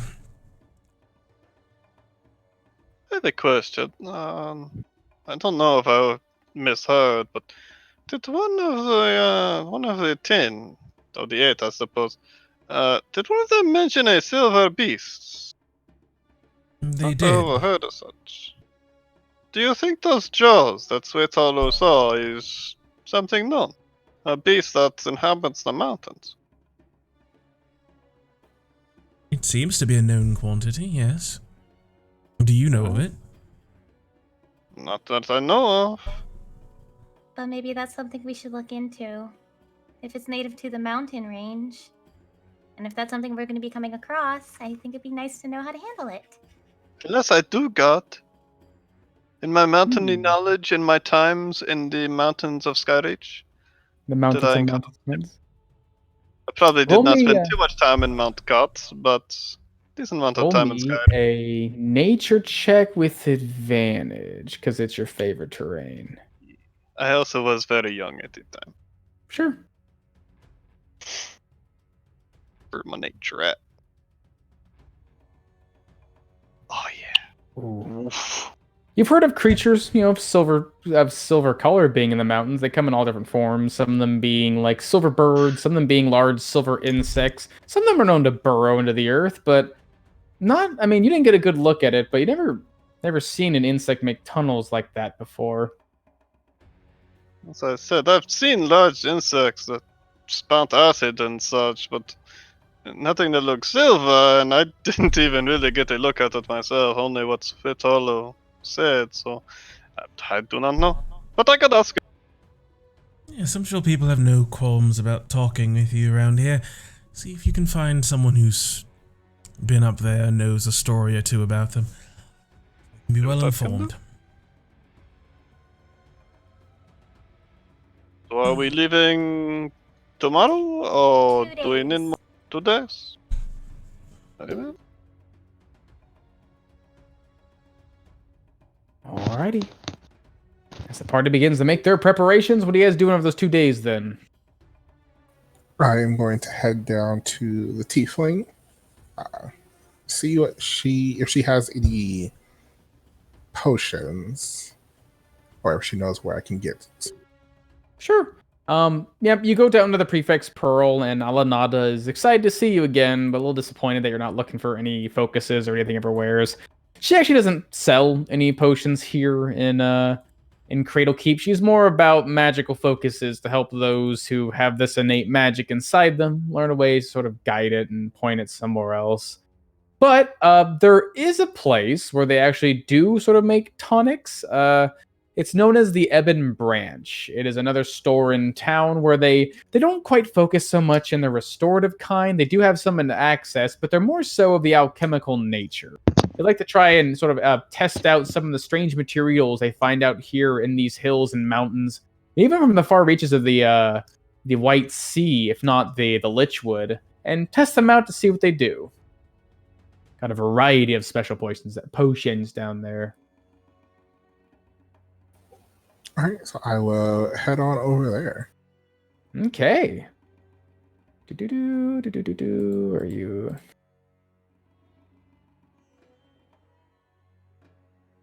All right, you find this place. It's nice. Like out of all the harsh stone buildings, this one seems quite out of place. Rather than being made of just stone, it's also part of this strange dark wood that rises up into a great dome over this small, almost looks like a greenery of sorts, where there's sort of these parts of the actual roof broken out and looks like some colored glass allowing sunlight in sort of a filtered way into the building. And yeah, inside it's immediately smells like formaldehyde and chemicals. It seems like on the wall to wall there's different like jars full of different preserved creatures, plants, even some just minerals, seeming let to sit and let their essence escape into the liquid. And yeah, seems to be run by a very, very old-looking Alphasian man, still like dark bronze skin and long hair, long beard, a pair of small spectacle glasses sitting on top of his large bulbous nose. But still, like, although it's his hair is long and white from age, it still seems to be silky and smooth, as all these people seem to have.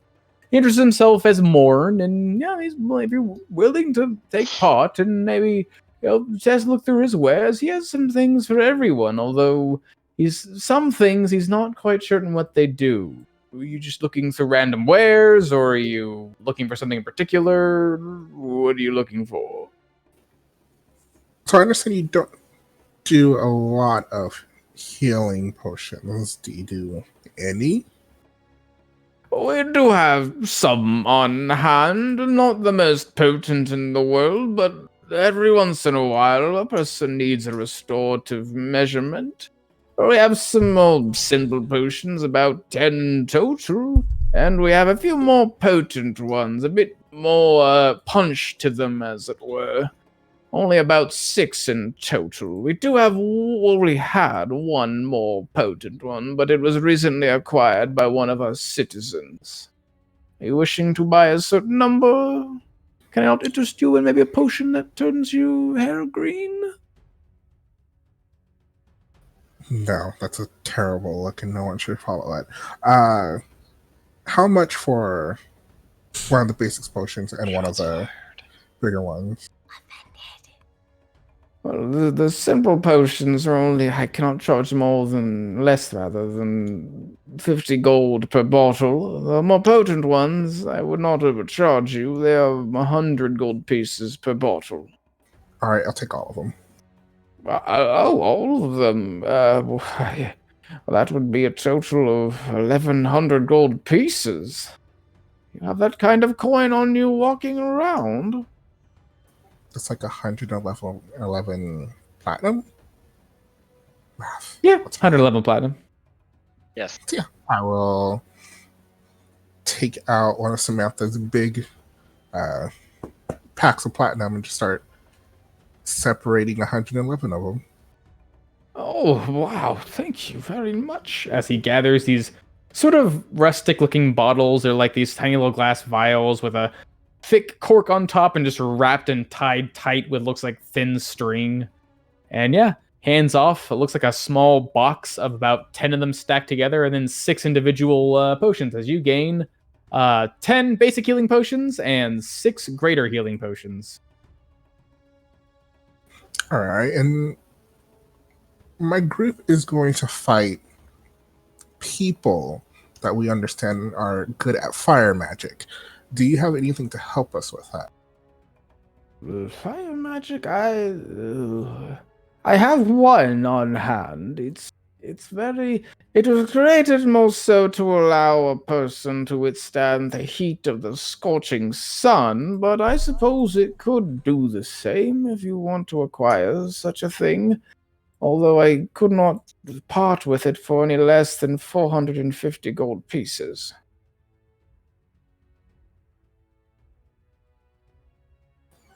These creatures pose a real threat to this town and this world, and we are under strict orders from the incantation of 10 to get rid of them. Is it possible that you could help us out just a little bit?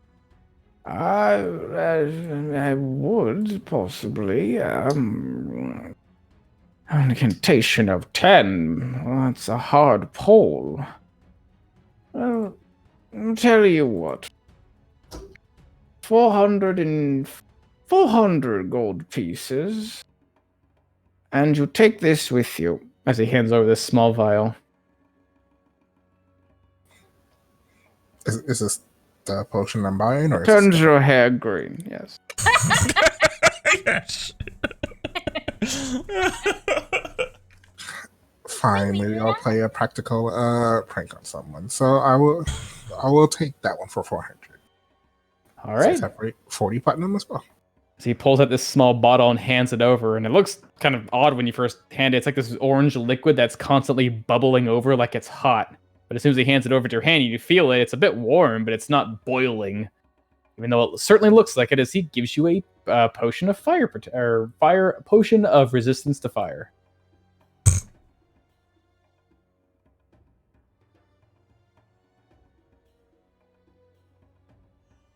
Is there anything else I can do for you? What else would we even need? I don't know. Do you have anything Haste potions. helpful for adventurers? Something that you think adventurers would often need in fights? No adventurer is safe in this world without a potion that, well, doesn't particularly protect, but it gives them foresight and direction. I've got potions that can grant you clarity and guide you wherever you need to go along your path. Potions that pull upon the foresight of some of the wisest creatures you'd find in this land. I've got potions that allow one to grow in size and even strength as one sees it, although they must bear with the consequences of their decisions. And I have at least potions that allow one's mind to open up and extend out into the world around them and even poke the minds of others. But adventurers are always such an omnivorous creature. I can't always try to sate all of their desires and needs. How many potions of the ones that help people grow do you have? I have 3 in total, and I'd be willing to part with them for about 350 gold pieces. For all 3? Amazing. Okay, I'll take them. I'm doing good business today. I see that hands over all 3 for a total of 150 gold pieces. 1,050, rather. Wait, what? 350 plus 350 plus 350. She said 350 for all 3. He's an old Simao man. He probably misspoke. 350. Per potion, rather. Sorry. He hands you the one and he just stares at you. Give me money. Yeah, if you walk into a car dealership, they're like, "How much for that car?" They're like, "Oh, it's like 25." You're like, "$25 here." You hand them $25, take the car. I don't Got think him. they'll let you just leave. Now, this is a potion drawn from the blood of a certain serpent out in the desert that when it's threatened, its scales expand and it grows in size, you see. Quite hard to acquire. Sure, I'll accept this. Samantha basically gave me her credit card. This is her fault. Don't know what that is, but I like it. Right? I'm making you a very rich man here. I very much so. Are you sure you don't want any other potions? I do have some. If you are interested in willing to try something new, you have the coin to spend. There are some tonics I've been working on with an attempt or a belief that they work as intended, but haven't had a chance to test them. I'd be willing to part with them if you'd be willing to, I suppose, take the risk. What are your intentions behind these potions? What do you think that they will do? One here was brought from the feathers and blood of the world's swiftest axbeak.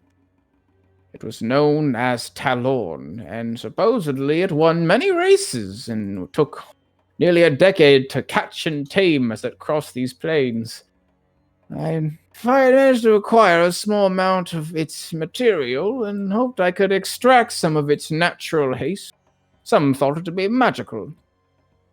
I thought that if such a thing were possible, if drank and able to suffuse into the body, some of its speed might be, well, passed on to you. But I had not a chance to test how effective it is. Who would benefit from being very fast? I mean, I guess Quill. Getting close. How much? Or Swift Hollow.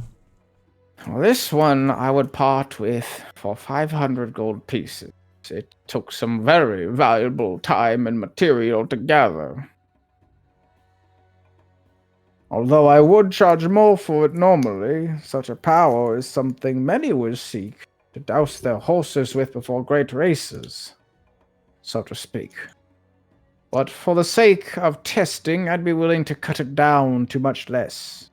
500, I'd say, is quite reasonable, especially for one who has been called by the incantation of 10. I'll put that down as a maybe. Did you have any other ones?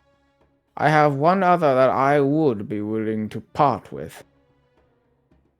It's a potion of considerable power, that which supposedly, if all things go as intended, if drank, it would make one's body unbreakable. The strongest defense that no sword would be able to pierce, although the material I acquired for it was quite small. I don't know how well it suffused itself within the tonic, and how much of an effect it may truly have. The hope is that it would make you strong as adamantine and unable to be broken, but, well, at this point, I'm not certain. I'd be able to part with this one for an equal 500 gold pieces.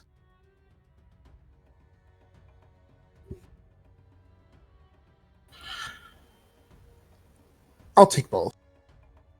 Very well. You must, please, if you have time, be able to test these. I'd like to see how they result. It may affect my future crafting capability.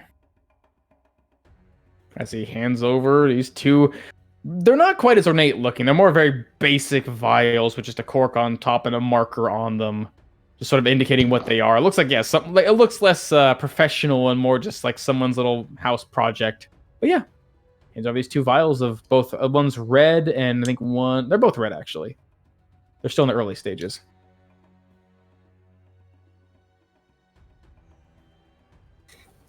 Alright. I will go back to the inn that we're staying. All right, thank you for buying all of my potions. Oh, with all this money, I can actually afford to expand my business. Very well. Aw. I said it's goodness. It's gonna really suck when I ask Swift Hollow to rob that man tonight.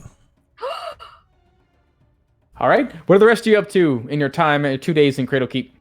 I'm gonna spend one of my days. I want to see if anyone's heard anything from Skyreach. That's Persephone's first thing before diving into Dreamworld. So maybe hanging about taverns where travelers would be going about. Mentioned that she's traveling eastward, and she'd like to know if there's any word that's come from there, particularly anything from Skyreach. I haven't been there yet.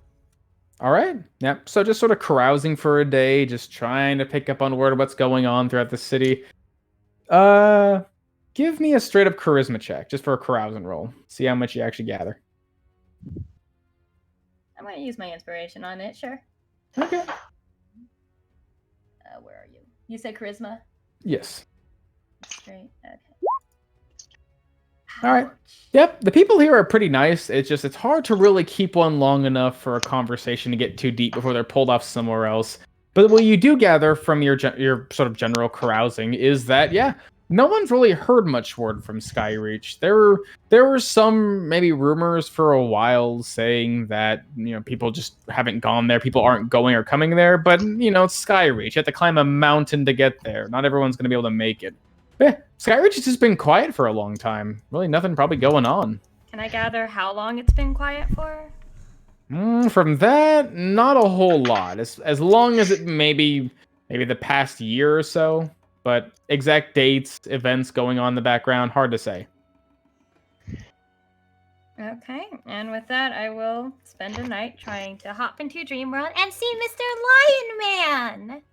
All right. So you're doing it like nighttime, I'm assuming? Yeah, because he needs to sleep. Mm-hmm. All right. You would be spending some time, gathering your things, preparing your ritual, and eventually, in the dead of night, with all of your things gathered and your magic prepared, you let your power guide your mind into that dark place once again, that inky darkness where everything seems to sort of just fade away, and you eventually find yourself floating in almost like a sea of nothingness at first. Just sort of this empty space where you're just sort of finding maybe like serenity here in this emptiness. And then you feel that pull very gently. You know this person, you've seen him. It's been quite some time, but he left quite a lasting impression on you. As you get ushered forth into what looks to be, as you come into view, this nice and bright, almost like a prairie of sorts, this open wilderness of rolling green grass and high hills, even these sharp, like mountainous rocks coming out of the ground, but they don't look imposing, they just look tall and proud. And as you're looking around this entire area, you can see some of the grass, tall, almost tall as you, begin to part as something sort of shifts around, and you can see a head sort of bounding up and down inside, as eventually the grass breaks apart and you see this massive lion pulling himself on all fours with his claws borne to the ground. Ha ha! Hello! Oh! Hello there! Well, you look quite fun. All right, are you ready to run? Run! This is the game we're playing. Okay. All right, I'll give you a head start. I'm quite fast. This is a race, right? Run if you don't have Oh, it's certainly a race. Go on now. Run. Run as fast as you can. Persephone loves games, so yeah, I am going to start booking it as far from him as I can. You make it about 60 feet before suddenly you feel this shadow upon your back and then poof, pin you to the ground. Not fast enough, I'm afraid. Strange, though. We only have 2 feet. Well, more of you. We can't run fast without 4 of them, after all. All right, I suppose I get to eat you now. All right, hold still, as these claws pressing the back of your head and back. Can she, like, Misty Step just away? Sure. You fade away. Oh! What the? Oh, I'm sorry. I Oh. don't really mean to interrupt your fun. It's just I need to speak to Lord Arthur. speak to Lord Arthur? Oh, come now. That's by the day. Here is where I have fun. Here is where I have freedom. I get to be whatever I want to be. I know. You really want to speak to Lord Arthur? Well, if I can speak to you about Skyreach, that would suffice. Puts like a big pot inside of his head. Won't you let me eat you first? Just bite Fine. him with He a sits big down on piece the of ground, meat. his tail just rolling behind him with frustration. I'm just gonna Won't you sit. speak to Arthur? Fine. Come with me. Arthur! Arthur, we have a guest! As he starts guiding you through this grassy land, going towards one of these jagged cliffs and mountains, and you can see, sort of standing on guard, is this well-armored tabaxi. A familiar face, rolling mane, bright golden fur. Looks like Lord Arthur, but he's standing with another Lord Arthur with a great spear in his hand. Halt! What reason do you have to speak to the great Lord Arthur at this time? Oh, she wishes to speak about Skyreach. And you see the guards look at each other. Oh, Skyreach. Well, if it helps, I'm not really a stranger. We met in Oakwell. He had a really good conversation with my friend Clyde, a tabaxi man, another cat. They got along really well. Clyde? Yeah. Do we know a Clyde? Oh god. I don't know. Maybe Lord Arthur knows a Clyde. Come, little girl. Let's go ask the Lord. Yes! As you follow these two guards and this large lion, sort of ponders of Clyde. Clyde. Eventually, you reach this large rock summit on which you could see sort of just sitting, not in a grand throne or anywhere nice, anywhere like proper or anything that would imply nobility. You see, like, there's like a nice, like, sort of rocky break away from this cliffside and rolling prairie hills into this, like, nice little opening where you can see just sitting there, drawing back a bow, shirtless and wearing this, like, nice, looks like it would have been a nice gown, but it's been torn away through rummaging through the wilds. You see this very handsome-looking lion man holding a bow and firing arrows off into the distance that go farther and farther and farther, not even dipping in their distance, just fading away. Stops and turns to look at you. Now there's a face I had not seen in quite some time. Come, Luna. What do you want to ask me? It's Persephone. All right, Persephone. That's the name. Well, come now. You've roused my guards. Looks like you've tamed my beast.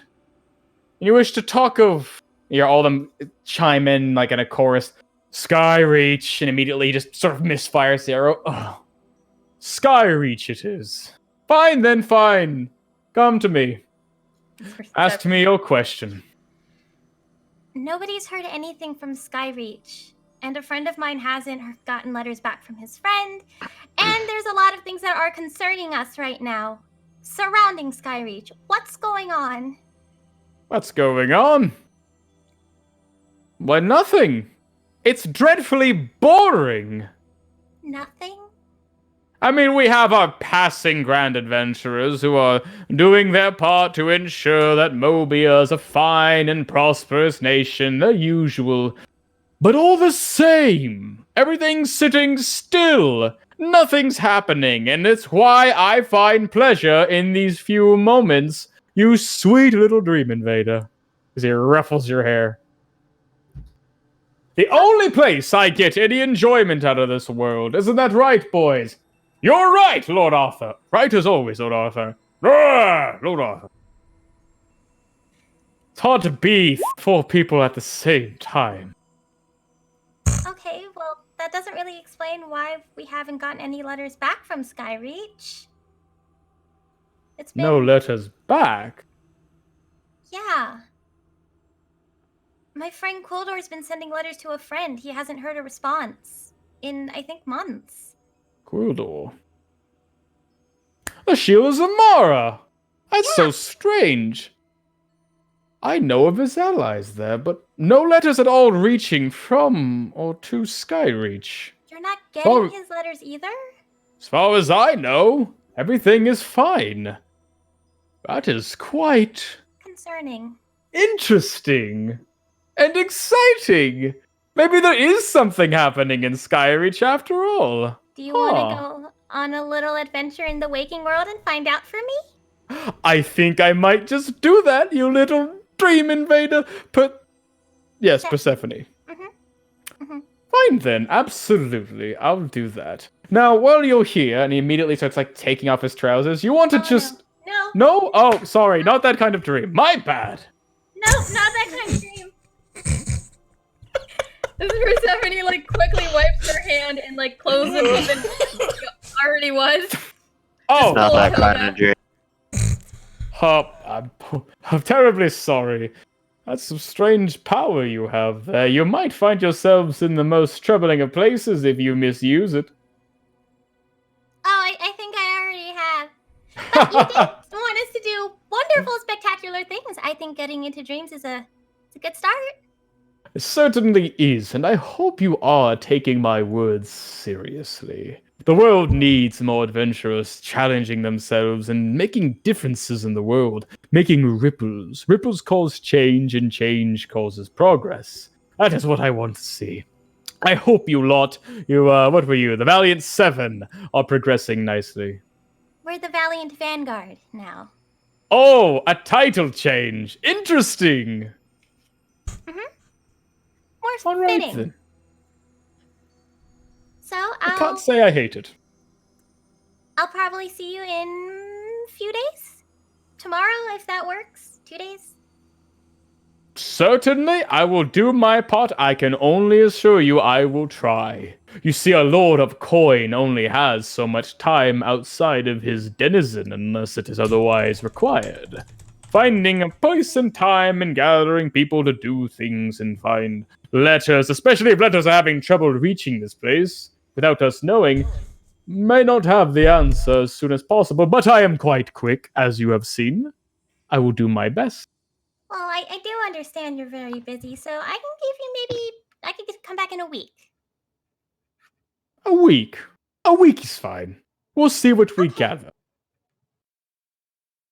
And did you just do one thing? You put these on me. Do you want me to take them off? No. Do you mind making this everything if you can?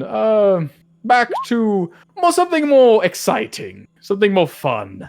I grow bored of this dream already, and I assume when you leave, well, I'll be back to that less exciting state. Well, what do you think would be fun? This Persephone's already lifting her hands. I would like to be 20 feet tall and made of gold. All right! As she tries to make that happen. Immediately grows like, ah! Thank you, Persephone. I think I shall have some fun with this. I can see all the way over the mountains now. He can't. Alright, well, you have fun up there. All right. Oh, and tell Clyde for Thimble I said hello. I will! He'll enjoy that! As I'm gonna skip backwards and fade off into the dream. Pulling out of this strange ethereal place, leaving behind this large and bombastic lion man to his whimsical dream. You find yourself, waking back up in city of Cradle Keep. Nothing in Skyreach? That is really weird. All right. What are the rest of you guys doing in your time in Cradle Keep? I'm gonna chat with Tamakar at some point. Sure. Yeah, I want to check around to see mostly like, I don't know, hunters' dens, people selling hides and shit that looks like mountain lions and stuff. People that go and hunt in the mountains. Check up on silver dudes, and then I want to go find Quildor and spar with him to get him accustomed to his new spear. And Sure. Roll me a survival check, Mr. Tamarcon. can do. Ooh. Nice.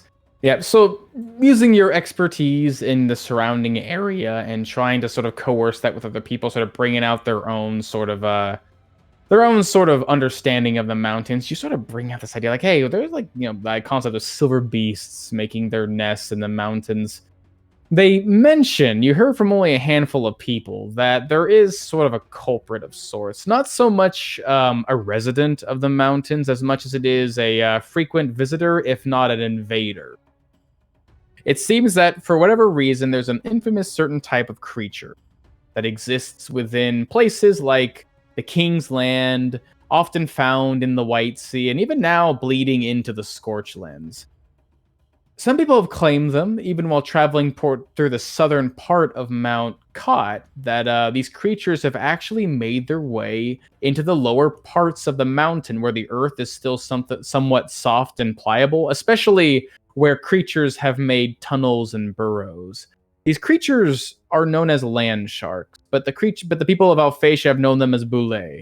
They are these strange, by the name described, creatures of silver, almost like one would say like a rubbery skin, but when touched, they're more like steel and stone. And they're sort of made iconic by the way they move through the earth. They have these sharp and shovel-like claws that they can easily swim through soft soil, often denoted by a small spine sticking out of their silvery backs as they swim through the earth and sand, much like their name implies, like a land shark. And yeah, they said they've even noted that even the sort of lower parts of mountains, that some of these land sharks have actually cut through the hardened earth and sort of began to swim up, as it were, into the mountains, breaking through some of the already torn soil that insects, creatures, and even just normal beasts have sort of made. But yeah, they're definitely known. If there's anything in the mountains that's probably silver colored, that's not, I don't know, some sort of strange like monstrosity or otherworldly creature, probably thinking it's one of these land sharks. Did I get an idea of how dangerous they are? Very dangerous, in fact. They say that they usually hunt in packs, and they're known for being, in terms of their body size, very much like a shark. But imagine if a shark had the charging capacity and the strength behind it, like a rhinoceros of sorts, able to charge into people, open up a massive jaw, and almost tear them to pieces in a single bite. They're mostly dangerous, they are dangerous to people, but what usually suffers the most due to land sharks are what makes the most obvious sign to them that there is prey to hunt, which is carts and mounts.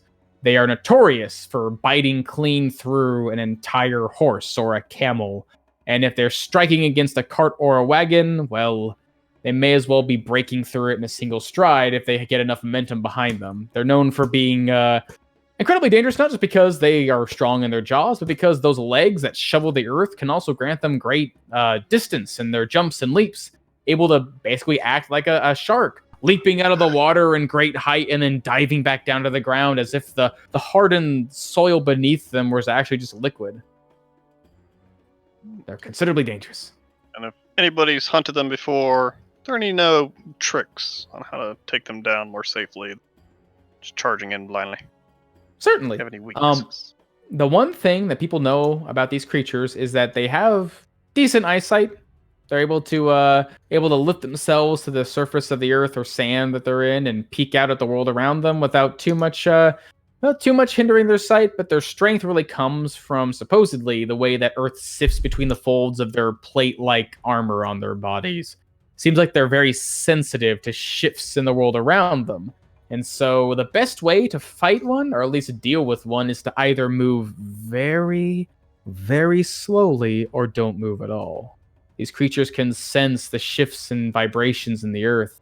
And creatures who are either not on the earth at all or simply holding still, they'll have trouble spotting. Good deal. Okay. So my question.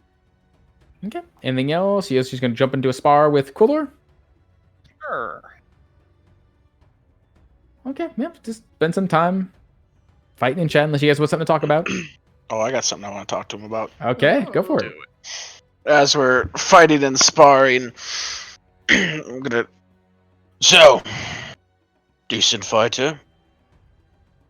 Do what I can. You are Is not this- too shabby yourself. Is this your natural form? It is one of my two forms, as it would be. I was brought to this place, and this is the form that I have taken ever since. But the original time I was born, no. It would be like if you ask a person if a baby was their true form. I was once something other than what I am, but I'm still me. This is still the form that I was meant to take. And how long have you been in this realm, as you call it? I lost track of time a while back, but I think it has been about 20 years or so. You said you were in Skyreach. Indeed. About 20 years ago. Maybe 18 or so. I was there for a bit, but when I was very... You know, I was in Skyreach then. Really? I remember hearing stories of some kind of animal stealing trinkets from the squires and knights, and even a noble. Well, there were quite a few of those. But thankfully, I apparently impressed myself upon the right people. They did not find myself incarcerated, at least for no long amount of time. No more than you would throw a drunk. Again, it's hard to blame a child, although I might not have been not quite as it was useful. But I see that you still have that habit. And it is part of my nature. I am brought here to find something. I'm not particularly sure what it is yet, but I am to take it. And, well, I must keep my skills sharp leading up to that point. It would not do if I grew dull. Just make sure that it doesn't get us in any trouble. I will try my utmost, of course. And make sure that you steal from the most pompous of nobles. I will see what I can do. So I'm just gonna bash him with my spear, or with my shield, and try to stab him with the spear. Stab him in the face! I promptly die. Nice. Prank successful. Mhm. That's all I wanted to talk to him about. Quento! Yes, I am not done with you yet. of course. The Valiant Vanguard, yes. Part of why I am here is to find allies. As I think I mentioned before, what I think I will be seeking... The ordeal is not meant to be done alone. It is a test not only in what I am able to do, but those that are willing to aid me. You have worked with these people, yes? With Samantha and Persephone. Indeed. Luna and, well, I suppose Swift Hollow is more recent, yes? Indeed. I don't know. I won't say or ask if they're actually noble, and it would be beneficial, but, well, not exactly necessary as you say myself. I skirt that line a bit. But are they good and honest people? As yourself, I Well, do not wish to hurt anyone. Not that does not deserve it, or, well, can easily recover at the very least. I mean, I don't know much of Swift Hollow. As you said, she is new. I find that she's a bit quick with a death blow. Perhaps something that she could work on. Luna, well, she's quite an interesting woman. She always has her guard up. She's quick on the defensive, and oftentimes spews hateful words to keep people at a distance. I truly think, though, deep down, she longs for friendship. and actually cares for people. Although if you ever catch her actually showing that caringness, she's more than likely ready to set you aflame. It's good to know. And yes, I've actually seen Swifthold, and I had the same opinion as you at first. She seemed very cold, but when we were upon the mountain, there was a kobold. No real threat to us, but I had already had my fill of combat and almost expected her to take the next kill of sort. But she did not take it, leaving it up to me. I guess she does not revel in the actual kill of some do, especially some that play with knives, as I'm sure you know. Indeed. I suppose you've probably spent more time with her than I have. We've had quite a few days together, although she does not really like, well, conversation all that much.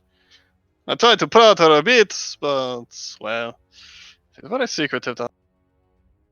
Well, Persephone and Samantha will definitely talk enough with her. Of course. Oh, Persephone seems like a lovely woman. And Samantha seemed very pragmatic about it all. I understand the anger, and I admit it of, taking a certain thing, and I understand your own concern, but you two seem to come about it at a different angle.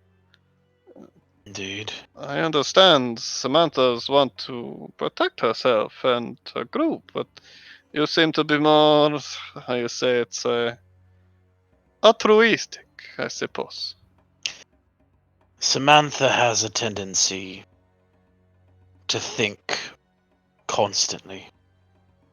Not always to think what is best for those around her, but what is best for Samantha. As long as you can align with her goals and her desired outcome, you won't have an issue. She may even actually compromise from time to time, although it is extremely rare, and I've only ever really seen it towards Luna. Understandable. Persephone is something else. Really? She may be, as the others would say, a child. I don't believe that for a moment. She is wise beyond her years. She holds herself, sometimes childishly, but she knows things.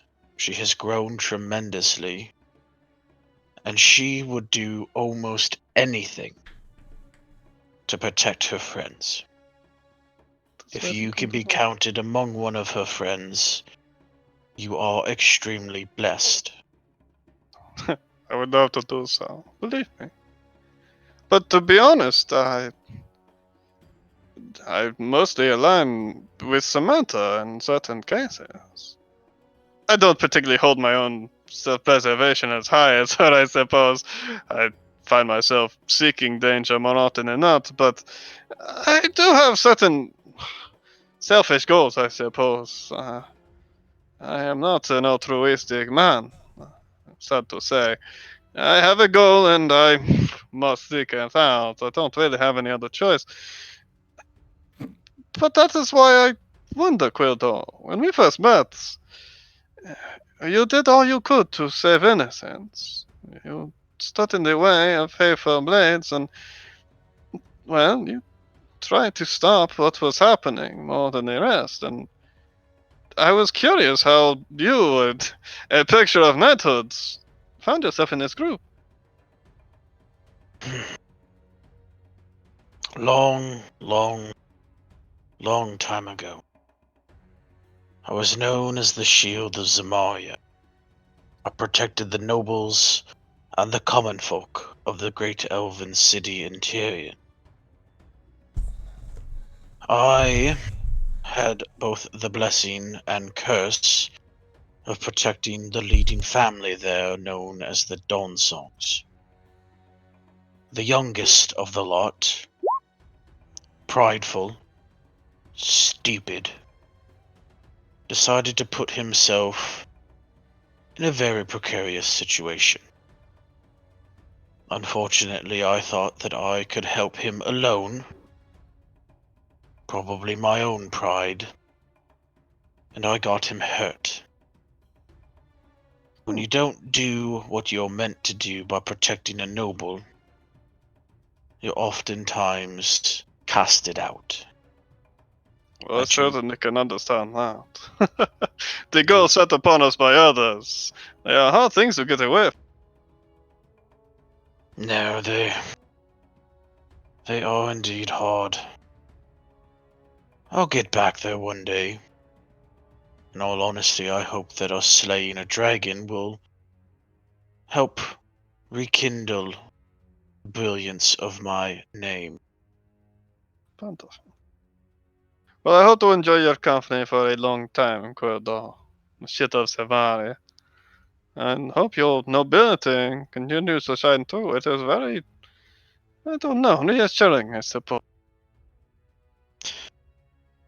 Tamar, whatever you do, if your personal quest would ever come in competition with Samantha's, don't tell her what you're doing until it is already done. That. She would not return the favor to you. Ah. It is understandable. Hopefully, your two personal goals never cross in that sort of way, but can run in parallel. I certainly hope not. Although I do not know what her goals are. It seems like she wants to raise the Valiant Vanguard to be mighty competitors within this world. I would certainly love to help with such a thing, so I do not see the problem. But, just as everything else, as part of my test per se, if you ever come to a point where you wish to cast me out, and I am no longer a member of this group, then, well, I have failed and I will start again. But so is part of my test, I suppose.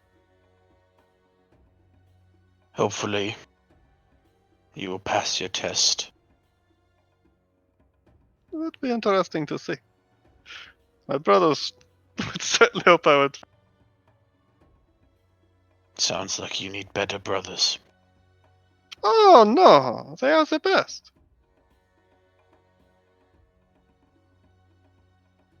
Just because you compete does not mean you have to hate one another. We are sewn from the same cloth. How could I possibly hate them? As long as they don't try to hurt you.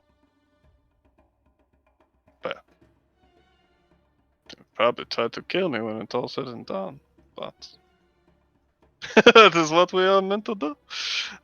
But thank you so much, Quildo. I see you taking to that spear quite handy. Will be good as long as that dragon doesn't fly too far away. You'll see what we can do. I doubt even a spear can make a dragon fall from the sky. No, I suppose not. And I do need to get more practice with my bow. It's been a bit since I've had to use it on anything truly dangerous. Oh well. Just continue to spar with him. Yeah. Nice. I Hopefully you turn get Quil- some DM inspiration. And I turn Quildor into my favorite enemy. Makes sense. Studying you. My new friend, I will kill you. All right. So you spend your 2 days. Swift Hollow, how are you spending your 2 days? Got any plans? So I'm gonna cheat the economy system, the time All right. economy system, and because she doesn't need to sleep a lot, she will spend a majority of her time in the library. Is there a secluded place that she can like sort of hidey hole herself into? Is it like, does she know it's always surveillance? It seems like the whole library itself is big enough to where you could have some privacy if you need privacy.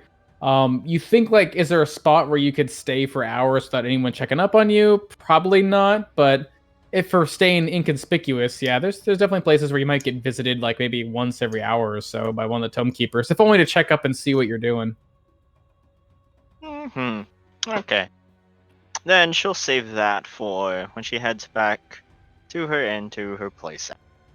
Swift Hollow will, for a majority of the time in her time in the library, will be looking up about dreams. Specifically, if anything, she will start light and then try to traverse as deep as she can. So just learning about dreams in general? Okay. Give me a straight int roll. See how much you can maintain. Give me an int roll with advantage, because you're, yeah, there we go. As you're basically focusing on these last couple days, set on your task, as you are spending all this time just going through basically as quickly as you can, as much information as you can gather. Dreams are a strange concept to you. They're sort of like your trances in a way, and you would have experienced them long, long ago when you were young. They are sort of this uncontrolled mess as compared to trancing, where you normally let your mind shape what you see and experience in your semi conscious state. A dreamer is not conscious at all. A dreamer just lets their mind fade away completely and just sort of everything comes in. There's a lot of interesting theories about dreams. Some people say that they spawn from one's memories and psyche, their experiences.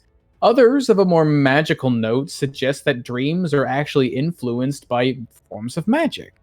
They say that sometimes dreams will spill in from this plane of life, this place where sprites and all sorts of spirits come from and sort of invigorate you with sense of, it's why after a good dream one might feel a sense of invigoration and strength is when they've been visited by that of a nice and gentle spirit. Other times, those of a more maleficent, rather, nature might cause nightmares and the like. But there's also a magical theory that the actual space of a dream, where the mind controls in some way what you're seeing and experiencing, comes from something even further beyond. Something that lets you traverse both time and space, almost in the sense that there is like a fabric of all reality, and those thin layers of that fabric can bleed into the mind when one's sleeping and reshape them. But that's about all as you gather. What is there anything you're looking for specifically after that? But anything you're looking for particular within that sort of scope of information?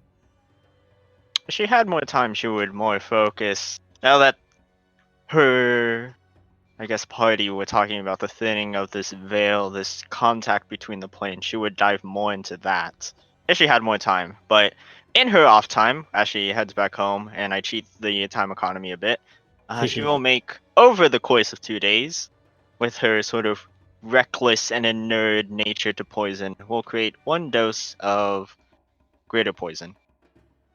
Nice. Taking some Able of your to be ingredients. a bit more reckless with her ingredients. And be I like quicker. it. Using some of your new ingredients and working with haste, able to distill down a dangerous toxin for your upcoming fight. Yeah, might be good against that silver jaw thing. Look at you. All right. Yes, that's all Swift Hollow's doing over 2 days. Nice. And I guess Samantha, last of the group. Is anything you're particularly doing while you're in Cradle Keep? With 2 days, seems like you're the one sort of heading this 2-day operation. Yeah, I'm gonna try to make this a little easy here. So, from my cursory knowledge, yeah, because I was sort of do this sort of kind of out of character here. From my cursory knowledge of dragons and the like, what did they say about their hordes in terms of like size and weight and stuff like that, or just like? Not a whole lot in specific measurement. It's not particularly a point of interest. Maybe outside the most, most specific of dragon researchers trying to equate the size of a horde to the nature of a dragon. Mostly just comes down to dragons want to gather as much as they can. The general idea being that dragons like to sleep on their hordes. So if you're looking for a general size, something large enough for a dragon to sleep on is generally considered a dragon-worthy horde. Got you. Okay. And so considering that, and considering I've seen Obsidius very up close and personal, and seen how big he is, Samantha wants to get another draft horse. And how many chests can fit into a cart? Chests are like how big are they? They're 2 12 feet by 1 foot by. feet in volume, 300 pounds in capacity. Right. So I'm thinking like 12 cubic feet in volume, right? Yep. So that's probably like 2 by 3 by 2. Sure. Okay, so that's you could probably fit about I'd say decent sized chests like that. You could probably fit about 8 in a single cart. Okay, good. That's actually a lot more than I was But thinking. that's like if you're filling the entire cart. Yeah, if with you were chests. But yeah, Tetrising them, yeah. basically. Okay, cool. So then I would get yeah, 1 draft horse. What are we looking at in terms of weight limit of a cart, of a well-built Cart's cart? about like a wagon or a cart. Like cart's like a 2-wheel tiny little box thing. You get like a horse Like to drag 4 behind you. wheels tied to the carriage, sort of deal. Yeah, that's basically gonna be like probably about 400 pounds. Just in terms of the material actually holding everything together. You can put more on it, but it might slow or weigh it down a bit, if not, strain the material. This is about basically making sure it's still able to move quickly. You don't want to overload your cart. That's how you lose a cart. Okay, so let's see, we're looking at 8 chests. Each one can hold 300 pounds. So we're looking at 400 pounds per cart. Just about, yeah, more or less. Okay, so then to move, it's like 4 carts. I don't Huh? think how much. Seems real Yeah. low for how much weight a cart can move. The cart itself For a weighs wagon. 200 pounds. A wagon weighs 400 pounds. Okay, so yeah, maybe we need wagons then. Yeah, a cart Okay. makes more sense. You can only haul 400 pounds. I thought we were Mhm. gonna. Yeah, a wagon itself would carry about 1,000 or so. There we go. That's what I'm That looking makes more for. sense. Yeah. Mhm. All right, so that's 70 gold for 2 wagons, 400 pounds each. You're looking at like what, another 3 draft horses to move that comfortably? Loaded About, for yeah. bear, if it's at Comfortably, yeah. capacity. 2 of them would be pushing it, depending on how much you stack in one wagon, but 3 of them together would be pulling it pretty well. Okay, so we have 3 you for the filled it. carriage, and then we'll do a. Can we train the wagons together? So we have 2 wagons, 4 horses to move 2,000 2 wagons, pounds. 2 horses. So 2 wagons, 2 horses, you said? 2 wagons, 4 horses for the wagon train. Might we'll be stay at- pushing a little bit, but that should be stable enough. Okay. It's certainly the idea of like if you try to fill up a cart with 8 chests of gold, that cart might, or that carriage or whatever wagon might just break. That's a lot of weight. Yeah, it is. Like Yep. you need a heavy fucking duty wagon to be hauling just pounds and pounds of gold. Yeah, that's usually That's what we're either dealing with, though, a so that's what I'm long trying to figure out. caravan thing, or it's a multiple trip thing. Okay. I mean, I'm definitely not trying to put it all the way up to 2,000 pounds. Probably like 15, so 750 split. Maybe. Like if you fill a chest with gold, It's 300 pounds of gold plus the weight of the chest, right? if it's 12 cubic feet, Well, the chest itself can only hold up to 300 pounds, so that might actually be less in terms of volume. how does the chest have a weight? 12 cubic feet / 300 pounds of gear. Yeah. Because I guess the floor of the chest will just give out if it's too full. Yeah, unless it's like a Gotcha. special metal chest, which you pay more for and get, but then also weighs more. Yeah. The conundrum. So yeah, You can always Definitely carry idea the of, fuel, like- but the fuel weighs more, so it makes it hard to get into space, so then you gotta use more fuel. I know. it's Just rocket the science idea right of now. like, if I get a wagon to haul gold, you can't really haul a ton of gold on a wagon.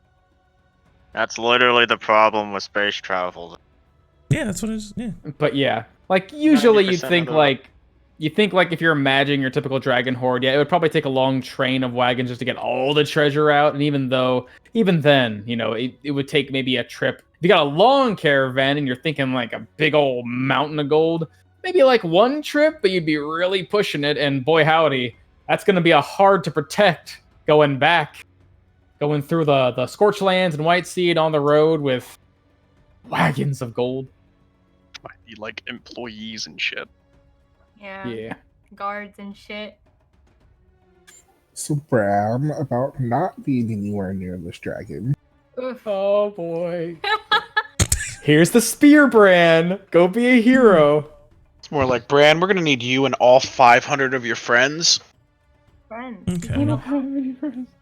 Oh, he's been here for But yeah. Bran doesn't have any obviously, friends. so The only So friend he for has the, is his okay, so mom. in the interest of a easy flowing game, would you say as God and the overseer of everything, that it may be more efficient for you and I to hash this out after we actually kill the dragon? Sure. Okay. If you want to bring a whole card up, yeah, that's fine. We're good, but we also deal with the logistics of that. But if it's the ideas, like I would say, even in Samantha's brain, it's like that's the idea. Taking all the gold, bringing it in, it'd be a great show. Coming in with a train of gold behind you, would be a great image. But the logistics of getting that, pulling that off and having it come out, go along well enough might be troublesome, especially knowing going through the White Sea. It's a great place for thieves and bandits to come ambushing you, especially when you're carrying a bunch of gold. Nick, I was definitely considering logistically, hiring. the safest way to get the money out would literally be, hey, we killed the dragon. We're heroes. Maybe go hire some people and oversee it, possibly, or hire someone to oversee it to export the money you got. It'll cost You could just some record money. the dragon fight and just play it in the middle of town and be like, "Hey, look, we're cool." But yeah, like the idea being like you'd probably need teams of people to move the money out. Yeah, that's what I was thinking. You'd need teams of people and like blocks and tackles and such. Okay, Yeah. so yeah, that's always my hang up with Samantha. I always forget that she'd much rather just hire somebody to do it for her. I'm busy. Oh no, I'll thinking- spend a small part of my grand fortune to move my grand fortune back to my house. I always think about trying to solve the problem myself, and that's not what No, Samantha would do. you need to be like my dad. You need to be hella as fuck and just throw gold at the problem. Hala, hala. Okay. Hella. So is that what So, you do? Basically spend the 2 days just trying to orchestrate stuff together? So what Samantha will actually do then, since basically the idea is just go kill the dragon first and then, hire a company to do it or whatever, is just sort of take down some notations on like what she thinks she's going to need and just making sure to budget for it, and seeing if there's any I guess businesses or whatever, like they just have like strong, dependable laborers or whatever in town. So she like knows like, oh shit, yeah, there's a UPS here. We can get them to do it. There are definitely several small groups here that handle a lot of the construction here, and they do Yeah. freelance for just moving things, because a lot of things in Cradle Keep are made of stone. It's not often wood or anything else like metal, but as a result, they have some quite strong and hardy people, even some of them with magic to help them move things around. You've noticed probably walking through town every once in a while, a more dignified looking Alphatian might be walking down, basically walking, looks like they just got back from some store where they're buying materials or possibly just maybe living expenses, and behind them you'll just see this like shimmering disc with all sorts of their acquirements floating behind them. Like they're quite adept at both magical and physical means to move things around. Okay. Want to go hire some people to do so? They'd be willing to do it for a decent pay.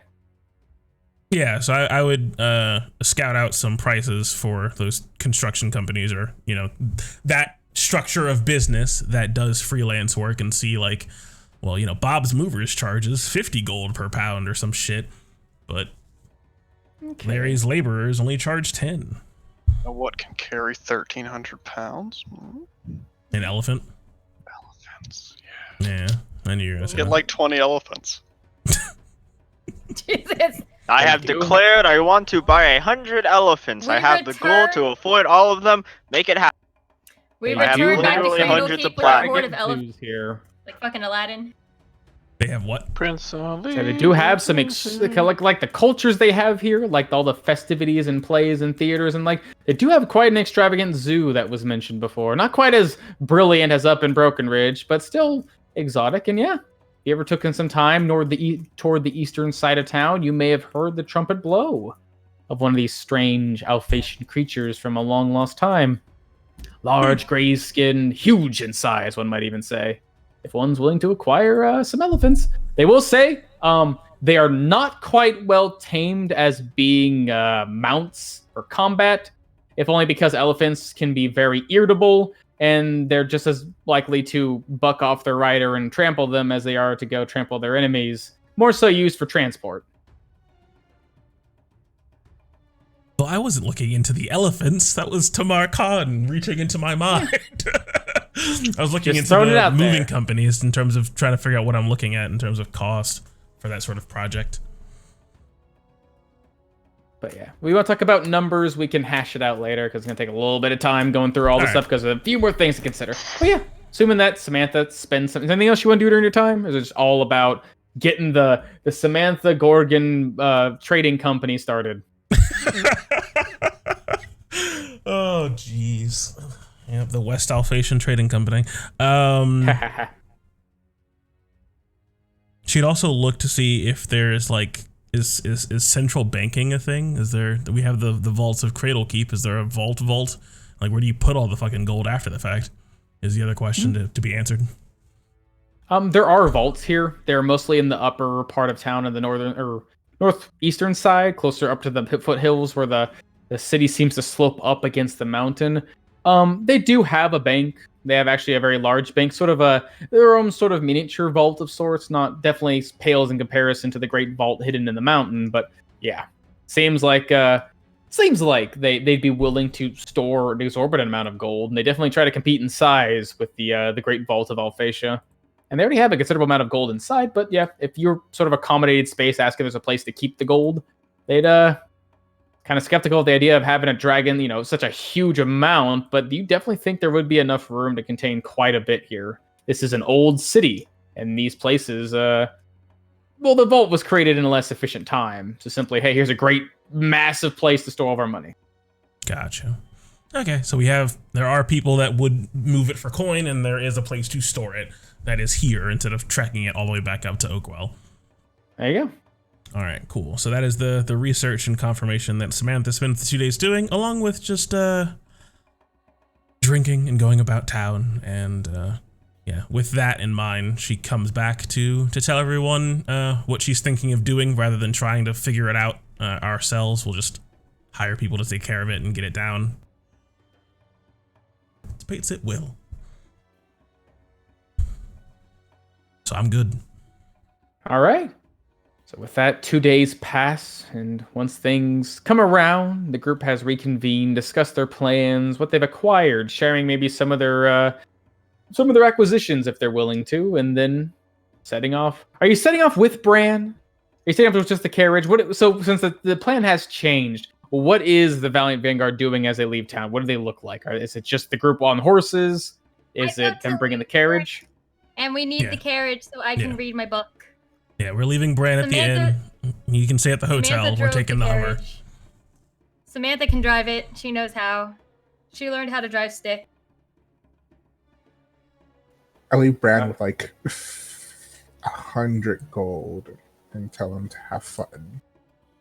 All right, seems quite excited at the prospect of having so much gold. He's gonna be a daddy when you come back. Yikes. He figures out a way to reinvest all the gold into the market. Okay. I do distribute potions to people because I realized I had like 4 healing potions before already. So everyone has 2 regular potions of healing and 1 greater potion. I explain to the group about the 2 questionable potions, the potion of speed and one that makes you very hard, I guess. Just causes damage. Whoever wants to test those out, I suggest Quill, but You said we get 2 greater and how many? 1 greater and 2 regular. Okay, got it. City want these questionable potions. The one that makes you really, really like tough? 500 gold on them. Yeah. Guys, I spent all Really this tough. money on it, please. I mean, I didn't spend any money on it. I'm certainly not to Method. take that risk, but that seems like something very valuable to waste upon me. But if you want a Wait. guinea pig, So by what does me. it do? What did he say that it does? He said it's supposed to make you very. One of them is supposed to make you really quick, and the other one is supposed to make it so that you can resist a lot of damage. I'll try the one that will make me stronger. That makes sense. Did I also buy those enlargement potions? I did, didn't I? You did. You bought 3 of them. Also, here you go, Quill. These are supposed to. You remember what happened with Greg that one time? I don't think this is the exact same potions, but they're similar. This one's make you bigger. That's what I thought that one potion was going to do when we were dealing with the storm elementals at the storm giant relics. Instead of making shrink.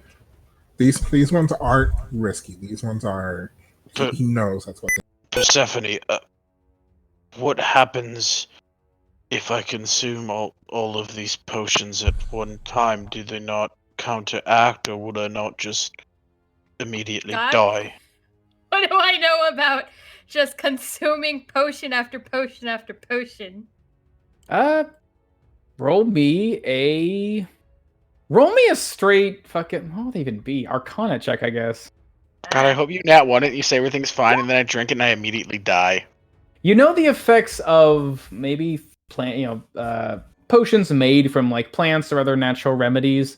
They're they don't really have any harmful effect unless they're just like have some sort of toxic property to them. There's potions that are these these plants, almost like spuds out of the ground that grow in swamps. They're full of nutrients and they're amazing and taste good. And you know that if you eat too many, they basically sicken you.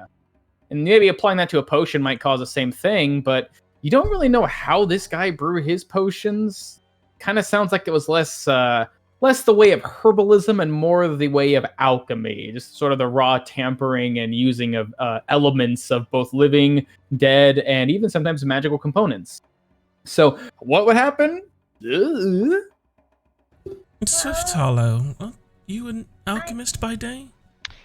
I was about to ask that question too. I realized I had Push to talk, and I was like, "Hey, how about me? Push to talk? Are you ignoring me, Omen? Oh wait, oh no, I forgot I had the Push to button. talk! Oh no, the button. no. Yeah, Swift Hollow being supposedly an alchemist, but really she's more a toxicologist. She know anything about people just chugging potions?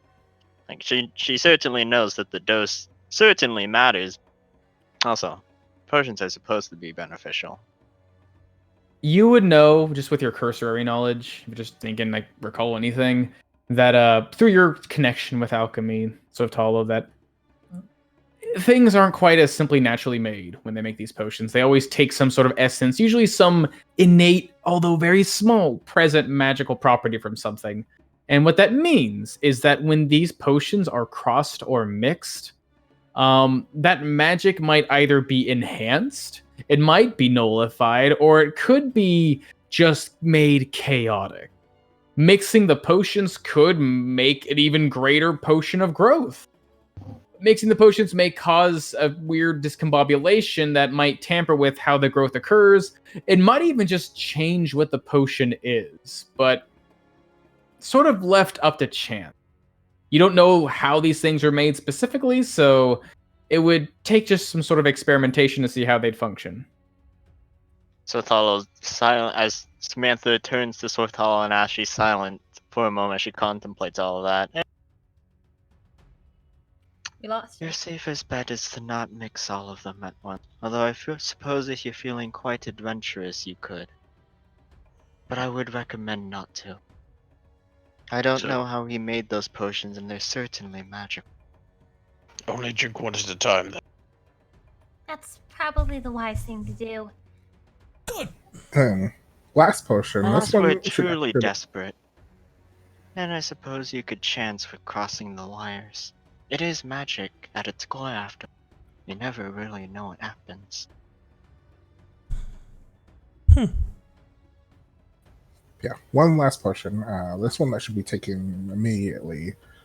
This one is supposed to permanently increase how much you can see in the dark.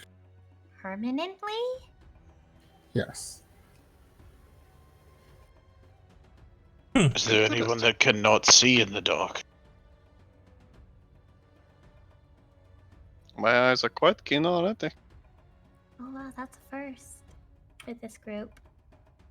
I don't mind taking it. That seems like something all of us would benefit from, Yeah. if no one has a certain urgency. I guess maybe Swift Hollow, either you or Quill, I guess. I mean, I could see really far in the dark already. I don't need it if I think someone else would gain more benefit from it than I. How I shall far take can it. it let you see? He didn't say. He said it helps people see in the dark, but And he said it was permanent? he says everyone that's told him has told him it's permanent. Even for people And I that already suppose can for see one in the that dark? looks in the dark like I. Because I am a skilled archer. If it would allow me to see a creature from an extra 100 paces, that would be amazing. Well, that is truly what you are saying. I mean, if no one else wants it, I guess you can have it tomorrow. It seems advantageous for Tamarcon to have it. Yeah. Shall I not drink it right away, just in case we change Yeah, our just- mind? I made that mistake before with an old friend of ours. Don't drink it until you need to, just in case. That is my thoughts exactly. Be wary that it does not go undrunk. Is that all you got? How much of my gold did you spend? All of it? All of it.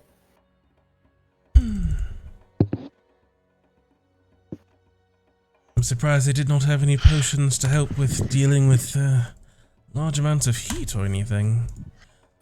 Oh, knew I was forgetting something. They had one. Oh, excellent. Oh, that's better than nothing. And my elixir should help with that too.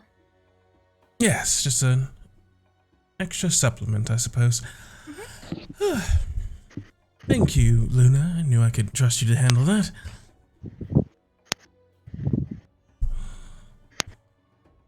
So Right, off? so off. Traveling? We're going. Persephone Okay. starts pulling out her Are big we book and already sitting on in a the trip? carriage. Are we already No. traveling? We're still the in question. the city, handing the Okay. potions. Yay, potion. As finally, with all your materials gathered, sorted out, discussed, and eventually planned, you leave Bram behind, but take the carriage along your path and begin your trek along the main road now, still an offshoot of the trade road, making your way towards the Scorched Lands, close to the White Sea. As it'll take you guys, how long was it? Bow. Let's see. Ooh, get out of there. There we go. No, okay. 20. Bow. 4, 5. We should give an enlarged potion to Marcon as 6, well. That's about the type I'm going to steal one of the big boy potions. Yeah. Big boy. That way you can big boy smack dudes and make them fall over or whatever you do. Suplex the boule. Suplex the boule. 1, 2, my 3, reach even 4, more. 5, 6, 7, Yeah, exactly. 8, 9, 10. Take you guys about 11 days to get there. Or actually about 10 or 9 days on the road, and then off road, unless you're just booking it through the Scorched Lands without a care in the world. It'll take you, let's see, half of that, 32. Normal pace. Take you about 4 extra days. So take you about 13 days in total, unless you want to go book it, in which case it take you 11 days. Normal pace. Not trying to get Okay. ambushed. Any games you guys want to do on the road, or you I'm just want to reading- just travel? I'm reading my pledge, Mm-hmm. and then like when we're halfway there, I'm going to reconvene with Lion Man. Sure. Alrighty. So I'm just practicing on my bow as we're riding on carts, as we're fucking moving targets. I'm going to try to pick off small game and stuff. Partly for just meals at the end of the day, but partly just to refamiliarize myself with archery. It's been a while. Sure. just traveling through the wild, you'd find some times where you have some moments to sort of stop and rest the horses. You'd see, it looks like them off in the distance on the rolling hills, rabbits and the like. And even at one point, even looks like a small herd of axebeaks that makes some pretty good ample meat when you catch one with an arrow with thuck it hit in the ground. Seems like you're quite maybe a little, rusty, dust off some of the rust, but still quite skilled. Seems like it's never really left you. And yeah, Persephone reconvening with Monsieur Lion on the 7th day, still in the King's Land, making your way there. Sure. Just heading off into his dream once more. Yep. Alrighty, let's see.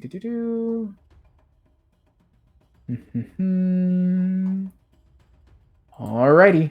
Seems like you find yourself once again on one of these nights, letting your mind wander off into the darkness, reaching out towards Lord Arthur Alnemian. And this time you find yourself sort of breaching through the darkness and into, it looks like now just a very nice and ornate looking like office place. It looks like where you expect like maybe the mayor of Oakwell would be residing, but in a much nicer place than his home was. Everything's in a much better keep. The wood is like this dark mahogany, well polished and varnished.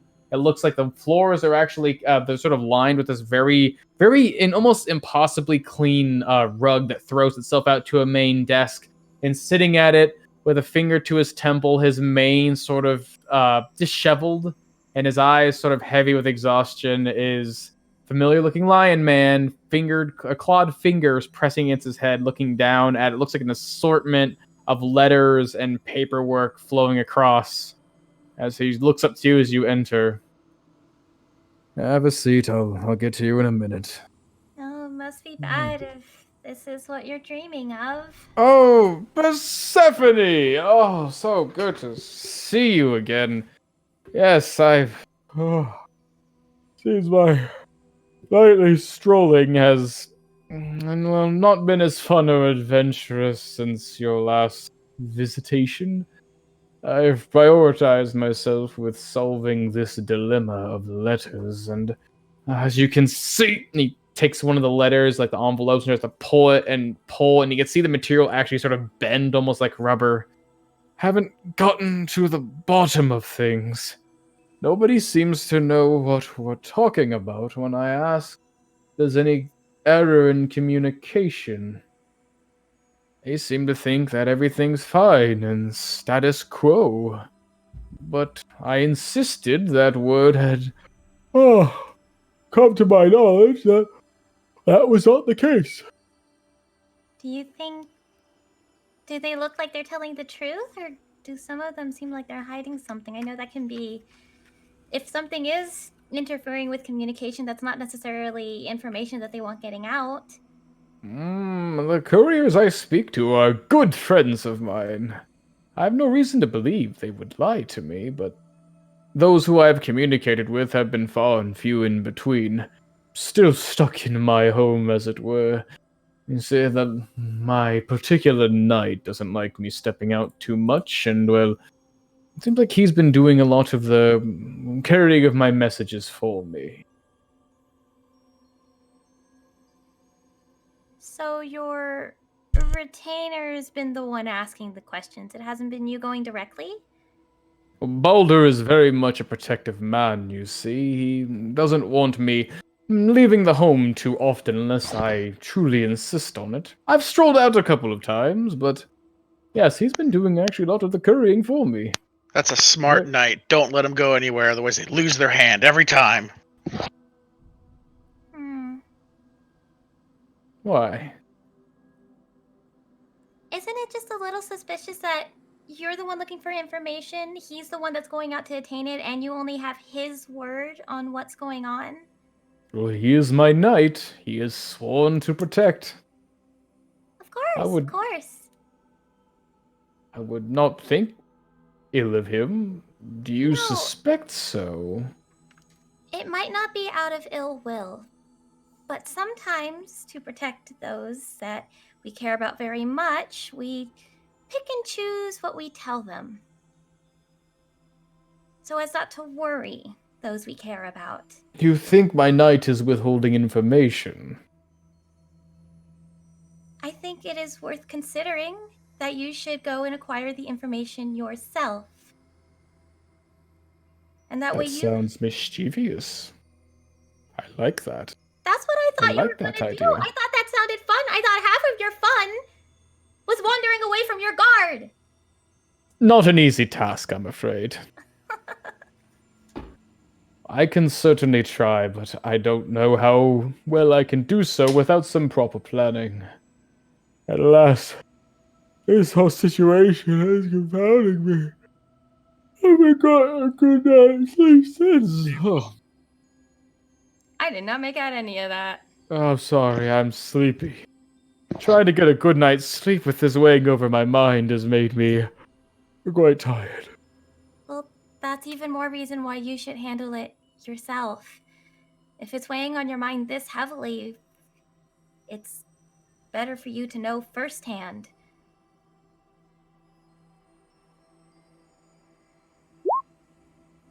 I will certainly try, if only for the fun of it.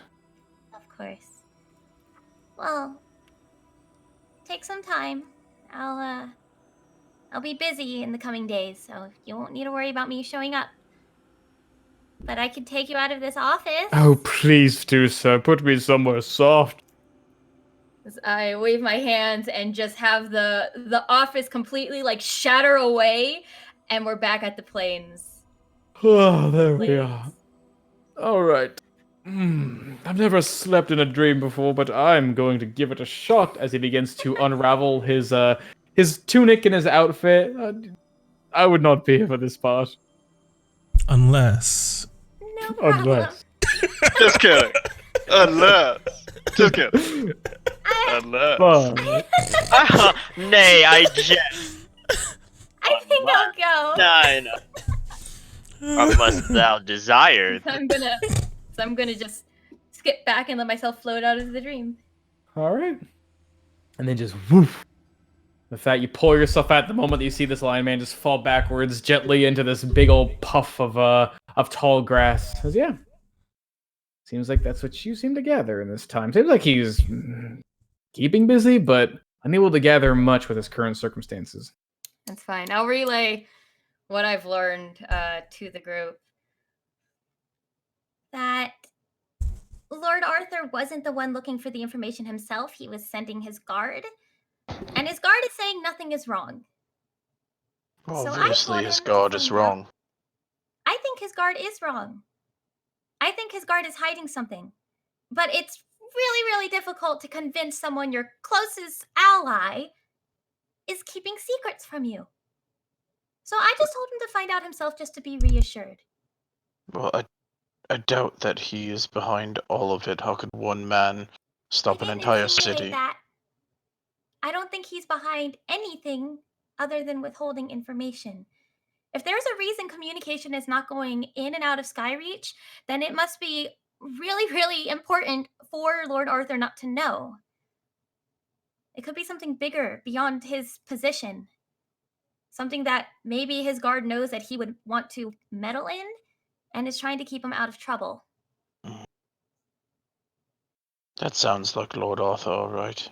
It is late and I am tired, but I think this is a lot to do about now. I think Skyreach is fine. The dragon wants to burn it down, but that is what dragons do. I mean, Quid, maybe you just haven't got a letter back. Maybe it's waiting for you back at Oathwell.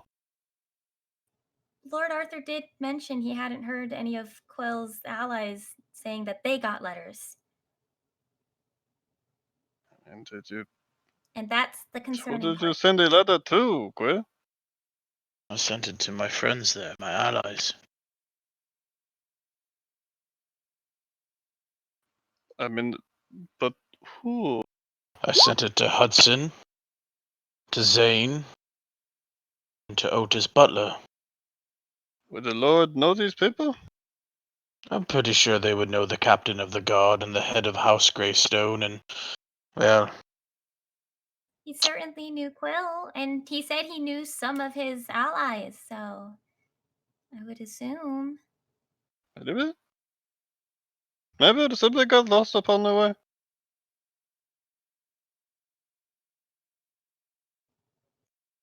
What I'm saying is I wouldn't go pointing any fingers at any influential people over a single.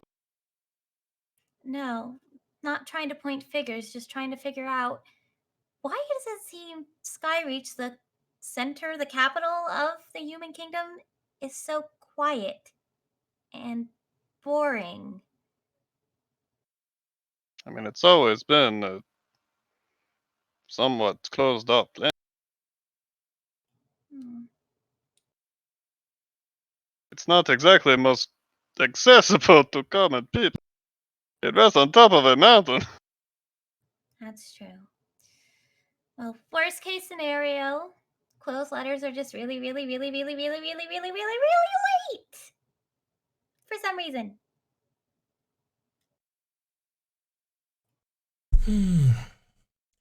Hopefully we'll find answers in this layer, if he's connected to it. And if he's not, we will certainly gain an audience in Skyreach after this. Mm-hmm. Seems you'll get your answers one way or another, Sir Quill.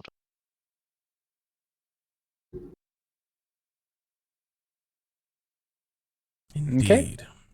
Still traveling then. Just waiting for the conversation. As once you guys hit the edge of Mobia leading into this this dry and desolate land known as the Scorched Land, you can see where the earth becomes dry and even cracks beneath the steps of your horses on the road. It seems like you're moving away from the lush green lands of the King's Land and the new frontier and into this more desolate and what you've heard to be a bit more dangerous area. You break away from the road and make your way through the Scorched Lands. It looks pretty interesting, at least compared to the rolling, lively hills of the what do you call it, the northern frontier. It looks like most of the ground here, as described before, is dry, almost desolate of plant life, except for maybe some few patches here and there. Even some growing grass at the beginning looks more like safari, tall and golden in color, but losing some of its moisture and vitality as you go out until eventually it's just gone. And so at this point, you guys take a more leisurely pace, just being careful of the surroundings because, as it implies, this place is full of dangers. And along your travel, perhaps a day or so off the road, into the next day, probably day 10 at this point. No, day 11 at this point, rather. You guys find yourselves crossing where the ground becomes a bit uneven. You have these more solid points in the rolling landscape, no longer carried by the luxury of the hardened road that passes through this area. Instead, having to find sort of the solid points to walk between these sudden dips in the landscape where it seems like some of the earth has been softened into sand. And it's upon crossing one of these places that maybe just finding some solidity where there's some plant life growing around. You see some shrubbery, maybe about like 3 or 4 feet in tall, patched out in this area. Maybe formerly an oasis at one point. Offers some steady ground, except for some pockets here and there. You guys begin to pass by until something catches the eye. Walking along through this pass, Quildor and Tamarkan sort of heading the group with your swiftest step, while I'm assuming it's Samantha's leading the carriage rather, with the rest of you in tow in the back, who Persephone has long since finished your book and gained its power. Notice that in between some of the ferns, these shrubs and bushes here, there's a small cart tossed onto its side with this large shape, like a box or maybe even like a shell or something that's lodged itself into the loose sand, as if this thing had just been broken down in the middle of this wasteland. And nestled against the shrubbery here, you find yourselves facing against these two. Maybe how far away are they? Just far enough for you guys to see through here. Nice. About 50, 60 feet or so, sort of crouched down against the bushes. huddled to themselves. You see a pair of robed women. These are just dark cloaks holding against their bodies. They look almost petrified, and you guys didn't even almost notice them until you walked up, as they were holding unnaturally still. Only the sharpened eyes of your elf and whatever you are, Tamarkan, leading the way, able to pick up on them. As you find yourselves holding on upon this scene, these two women nestled north of you on the ground in front of these bushes, see you approaching, and they hold up their hands to stop. I stop. Carriage pulls to a stop. Around you, your horse Two Cooler sort of stops, and Tamarkan, sort of seeing their expressions, you can see them lift their fingers up to their eyes and sort of point with a shaky hand out to the horizon surrounding this area.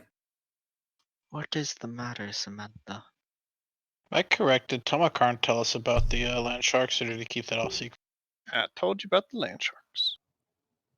Stephanie's poking her head out of the carriage. And I looking at think the two there's women. something wrong or something nearby. As Samantha is going to sort of just project her voice. Are you hiding from something?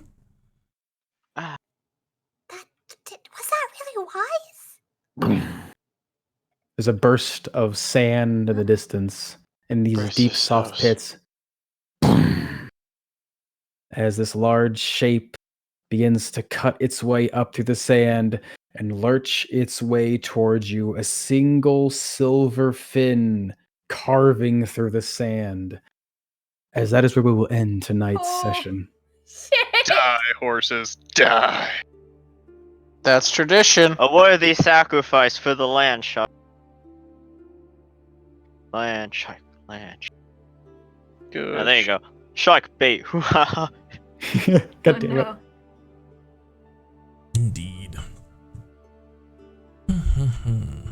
That's all I got for you tonight. Did your dragon planning, talk to your council, got your special magic dragon slaying spear, and find yourselves finally on the road with a plan and a weapon in hand to go take down this Obsidious, and hopefully along the way, learn exactly what he's planning. If he is trying to draw upon this strange first flame, what is he going to use it for? Is he going to burn down the city? Is he going to burn down the world? Marshmallows. Maybe he's going to open up a bar and grill. Well, it has been an absolute blast, and I hope you all enjoyed tonight's episode of Song of Rapture. And I know you have gotten used to there only being 2 games on Lionhead Gaming, but guess what? You have more D&D to look forward to from our wonderful channel. Yes, indeed. As not only will Song of Rapture be making its return next week, and we'll be having off for Kingdoms of the South next week, so no game next Tuesday, but to help bridge the gap between those 2 points, there's a brand new show coming. Heroes of Thylea. This Sunday at 5 p.m. Eastern, you can see myself behind the screen and all of these wonderful people playing their cool characters. Well, not all of them, but most of them playing their new cool characters for my ancient Greece-inspired mythic fantasy game based off of the Odyssey of the Dragon Lords module adventure and setting from Arcanum Worlds. We'll be running it through the Lionhead Gaming filter and delivering Heroes of Thylea to you. So be sure to tune in this Sunday, 5 p.m. Eastern, so you can be right there on the ground floor, meet these interesting and exciting new characters, and see what it looks like when you find out you're the chosen ones quite early in the story, like level 3 or so. So be sure to tune in for that. I certainly hope to see you, and I hope to see you return for Song of Rapture next week at 7:30 p.m. Eastern, and then we're back at it again the following Sunday, and then back at it again with the return of Kingdoms of the South on the following Tuesday after next, as we'll be trying to put a little battle plan into action, one thought up by our wonderful strategic leader of the Apex Alliance, and I think perhaps also run by the smartest person in the party as well, to sort of see if we can make that happen and see what happens at 7:30 p.m. Eastern on Tuesday. The what day is that exactly? Not the 11th, the 18th. Yes. Other one day after Family Day for all our Canadian viewers. Hey. Family Day. Family Isn't Day. President's Day? Oh, it's Family Day? That's good. It is also President's Day. It's President's Day in the US, but Family Day in Canada. Family Day. Wow. All right. Yeah, other than that, be sure to follow if you haven't already, so you get updates from when we go live, and you can follow on Twitter, and maybe even join the Discord if you'd like, and hang out with us in there and talk about UA postings and other stuff that you find about D&D or anime or pop culture stuff. You know, we're talking about like the BoJack series finale, and you know, should we share music and just shoot the shit and all that kind of stuff in our own little official Discord server. So be sure to hop on in there if you want to. And yeah, other than that, we're gonna go ahead and host somebody else playing some D&D, and as always, may your dice roll 20s, and you always make your saves.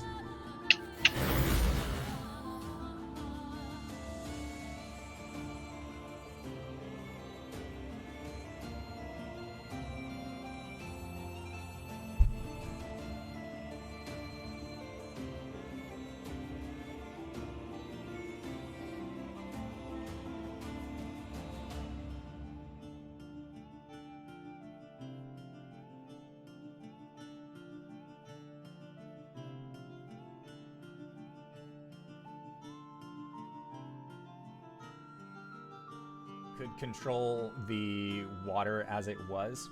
Oh, Lionhead Gaming, thank you! Thank you for the host! And you swim towards this hole, and you find yourself in the bilge, and you, with a very quickly thinking, just immediately begin to use your powers to create, to begin at least putting some kind of boards over the hole that has been formed in the bilge. And that is where we are going to then go back towards our future events. Unless, Ullman, there was anything that you wanted to say to Albus or to Hish. Because Ullman, as you were going up through the layers of the ship, you were at least able to recognize the damage that has been done here. Not only was there the damage that was done in the bilge, there are multiple holes that looks like they have been blasted through on the side of the actual hold itself. And then up on the deck, you can see that your central mast has been